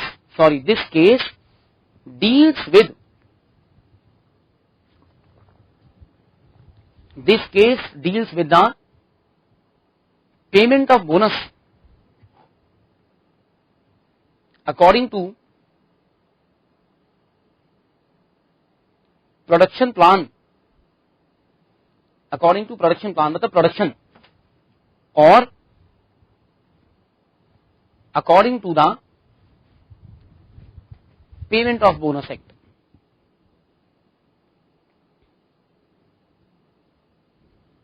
अगला paragraph, section 10 of payment of bonus act deals with section 10 of payment of bonus act deals with minimum bonus. Section 10 of payment of bonus act deals with minimum bonus. इसी paragraph के आगे अगली line से लिख रहे हैं, according to section 10 minimum bonus is compulsory. According to section 10 minimum bonus is compulsory even if the employer does not have profit. अच्छा भाई, सिरसा वाले बच्चे कह रहे हैं मैं बोर्ड पे लिखूं, आंसर बोर्ड पे लिखूं। चलिए, मैं अगले बार आंसर एक और लिखवा दूंगा, बोर्ड पे लिख दूंगा। तो हमने लिखा even if the employer does not have profit. उसके बाद अगला पैराग्राफ, आखिरी paragraph, in the problem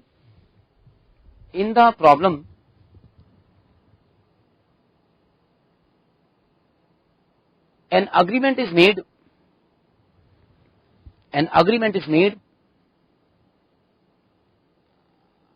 according to which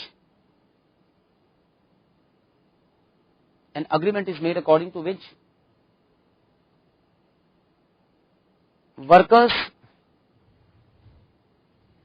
will not have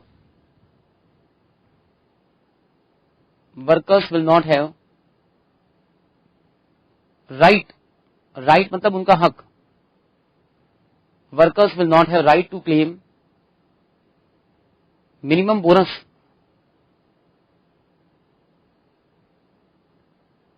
Workers will not have right to claim minimum bonus. उसके बाद इसी में चल रहे हैं आगे, under payment of bonus act, when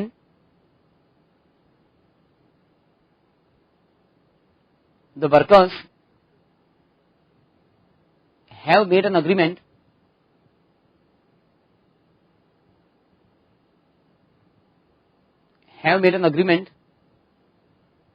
and because of agreement because of agreement the right of workers to claim minimum bonus is taken away. Taken away का मतलब छीन दिया गया. Is taken away. Hence the agreement is void ab initio. Agreement is void ab initio. void ab initio है Indian contract act की language. इसके according हमारा agreement void हो गया. हाँ जी, ये हमारा क्वेश्चन का आंसर बना. एक बार देख लीजिए, 2-3 केसेस और भी हैं. केस नंबर 2 में एक बार आपको बताऊं. केस नंबर दूसरा था, नवंबर 02 का केस था. एक्स एक टेम्पररी एम्प्लॉय है जिसकी सैलरी है 3,000 रुपए पर मंथ. एक स्टैब्लिशमेंट में काम करता है. एप्लाईज जिसमें payment of bonus act apply होता है. Was prevented by the employer. Employer ने इसको मना कर दिया from working in the establishment for 2 months. 2 महीने इससे काम नहीं कराया during the financial year 2001-2002. Pending certain inquiry. कुछ इंक्वायरी थी इसके against. Since there were no adverse findings. क्योंकि कुछ साबित नहीं हो पाया इसके अगेंस्ट, मतलब कोई बात प्रूव नहीं हो पाई इसके अगेंस्ट. कहते हैं there were no findings. There were no finding, जो कुछ बात प्रूव होती. Since there were no adverse findings, X was reinstated in services. X को वापस नौकरी पर रख लिया गया. Later when the bonus was to be paid to other employees. बाद में जब बोनस पे होना था बाकी एम्प्लॉइज को, bonus was to be paid to other employees. Employer refuse to pay bonus to X even though he has worked for remaining 10 months in the year. कहते हैं उसने बाकी 10 महीने काम किया, फिर भी इसको बोनस नहीं दिया जाता. तो आप क्या कहोगे इस केस में, क्या वर्कर को बोनस मिलेगा? हाँ जी बताइए, आप लोग क्या कहते हो. एक एम्प्लॉय है जिसने 10 महीने काम किया. 10 महीने काम किया, सिर्फ 2 महीने काम नहीं किया, और 2 महीने भी काम ना करने का रीजन था कि एम्प्लॉयर ने उसे काम नहीं करने दिया. बिकॉज एम्प्लॉयर ने उसे काम नहीं करने दिया, तो क्या वर्कर को बोनस मिलेगा? और मिलेगा तो कितने महीने का, 10 का या 12 का? हाँ जी, मुझे लग रहा है रिवाड़ी सेंटर वाले बच्चों ने हाथ उठाया बड़ी देर के बाद. रिवाड़ी सेंटर पे आप सबसे पीछे की रो में. हाँ जी, आप मैडम हाथ उठा रहे थे. एक एम्प्लॉयर ने अपने एम्प्लॉइज को काम नहीं करने दिया. हाँ जी मैडम बताओ.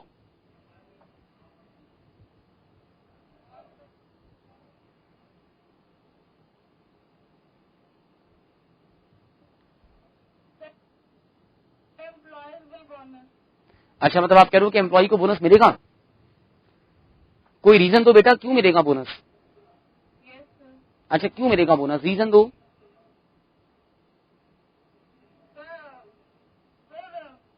रूल कहता है कि कम से कम 30 दिन काम किया और उसने 10 महीने काम किया तो of course will get bonus. अच्छा, आप बिल्कुल ठीक कह रहे हो. आप कह रहे हो कि भी लॉ के अकॉर्डिंग 30 दिन काम करे तो बोनस मिलना चाहिए. ये बताओ बोनस कितने दिन का दूं, 10 महीने का दूं, 12 महीने का दूं? तो 12 महीने. अच्छा, आप बताओ कौन सा रूल कह रहा है भी 12 महीने का बोनस नहीं, उसने तो काम 10 महीने किया था. हाँ जी,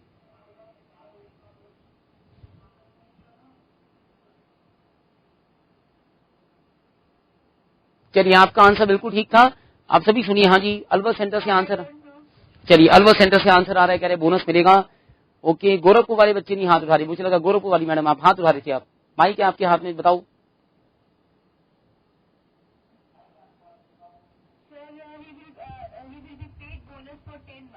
अच्छा जी, ओके. आपके अच्छा जी, आपने साथ वाले को माइक दीजिएगा, वो कुछ बताना चाह रहे हैं. भटिंडा वाले बच्चे कह रहे हैं बोनस नहीं मिलेगा. भटिंडा वाले यार पैसा देने को तैयार नहीं कुछ भी. हाँ जी,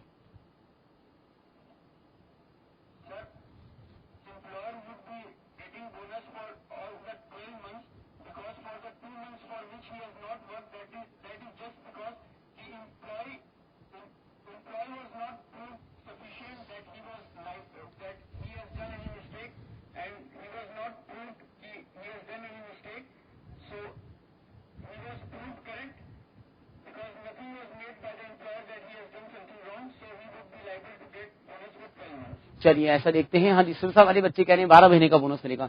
हाँ जी, भटिंडा वालों बोनस क्यों नहीं देना चाहते बताओ.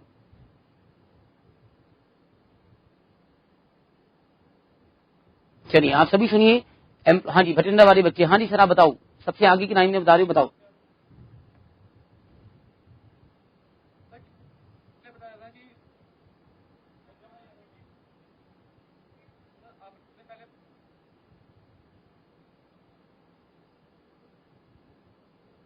हाँ बेटा बोलो। चलो मैं आपको बताता हूँ, आप सभी सुनिए। वर्कर ने हमारे पास, हाँ जी मैं बताता हूँ, आप सुनो। वर्कर ने हमारे पास काम किया है, और वर्कर ने जो हमारे पास काम किया है, वर्कर ने 10 महीने काम किया। वैसे तो टेम्परेरी वर्कर था। देखो टेम्परेरी वर्कर भी जो रेगुलर बेस पे काम करते हैं उनको बोनस मिलता है, और वर्कर ने 10 महीने तो काम किया ही है, और क्योंकि 10 महीने काम किया तो मतलब 30 दिन से ज्यादा आपने काम किया, और जो वर्कर 30 दिन से ज्यादा काम करता है उस वर्कर को बोनस मिलता है। दूसरी बात, ये सवाल कि वर्कर को बोनस कितने दिन का मिलेगा, वर्कर को बोनस मिले 10 महीने का या 12 महीने का, तो भी आंसर ये है कि वर्कर ने जो काम किया, क्योंकि वर्कर ने 10 महीने काम किया और 2 महीने उसे काम करने से रोका गया, उस 2 महीने का भी उसे बोनस दिया जाएगा, क्योंकि इसमें वर्कर की गलती नहीं थी, ये सारी गलती एम्प्लॉयर की थी, तो एम्प्लॉयर उसे पूरे 12 महीने का बोनस जरूर देगा। देखिए ये हमारे केसेस हैं, हमारे पास देखिए 3-4 केसेस में और हैं, 4 से 5 केस और हैं।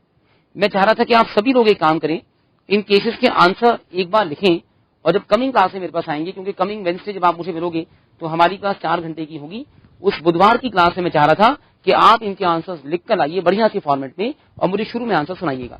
एक बार हम इनको डिस्कस जरूर कर लेते हैं, 2-4 मिनट और लगेंगे, आप थोड़ा सा इनको डिस्कस भी करो एक बार। तीसरा केस था मई 2003 का case. In an accounting year, एक कंपनी जिसमें पेमेंट और बोनस एक्ट अप्लाई होता है सफर्ड हैवी लॉसेस, कंपनी को लॉस हुआ। The board of directors of that company decided कि बोनस नहीं देंगे। एम्प्लॉइज ऑफ कंपनी कोर्ट में चले गए, उन्होंने कहा बताओ क्या कोर्ट से कुछ बेनिफिट मिलेगा? तो बिल्कुल मिलेगा, जब वर्कर को एम्प्लॉयर को लॉस हुआ तो भी मिनिमम बोनस तो देना ही पड़ता है, तो मिनिमम बोनस मिल जाएगा, ज्यादा तो नहीं मिल पाएगा। आपको ऐसा आंसर बनाना है, बढ़िया लैंग्वेज में आंसर लिखकर लेकर आइएगा नेक्स्ट टाइम। इसका अगला केस नवंबर 04 हमने पढ़ ही दिया, एक देख लीजिए मई 06 का केस है। Prakash Chandra is working as a salesman in a company on salary basis. भी पीतमपुरा का देखेंगे ना, तो डिस्प्ले कुछ गिरा हो गया।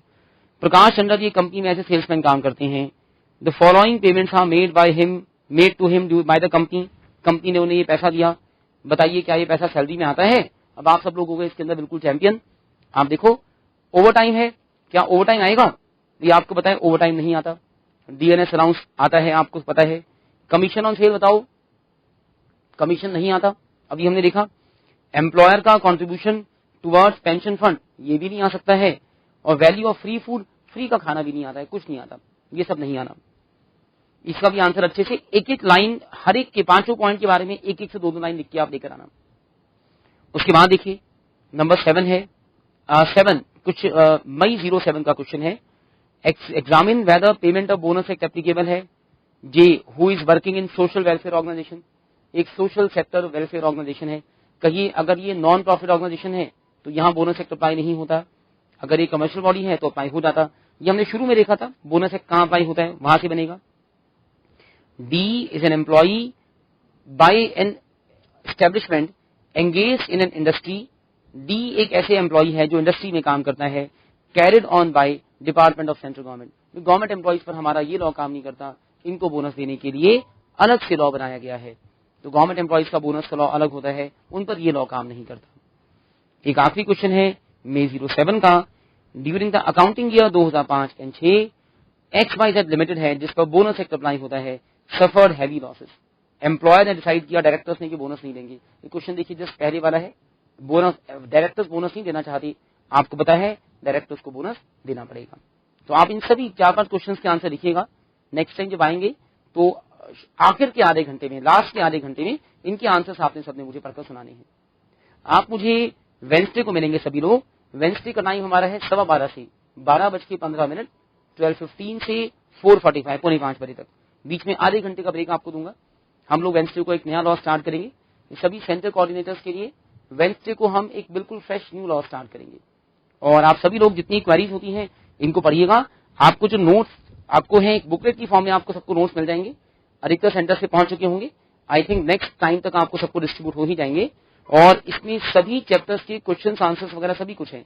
लेकिन इनको पढ़ने की जगह आप अपने रजिस्टर्स को पहले ही पढ़ा करें, और उसके साथ साथ इसको भी पढ़ा करें।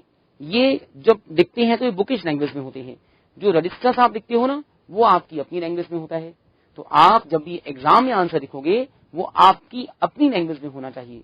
बुकिश लैंग्वेज में लिखे हुए आंसर का मतलब होता है कि आपने आंसर को रटा और रट कर आंसर लिखा।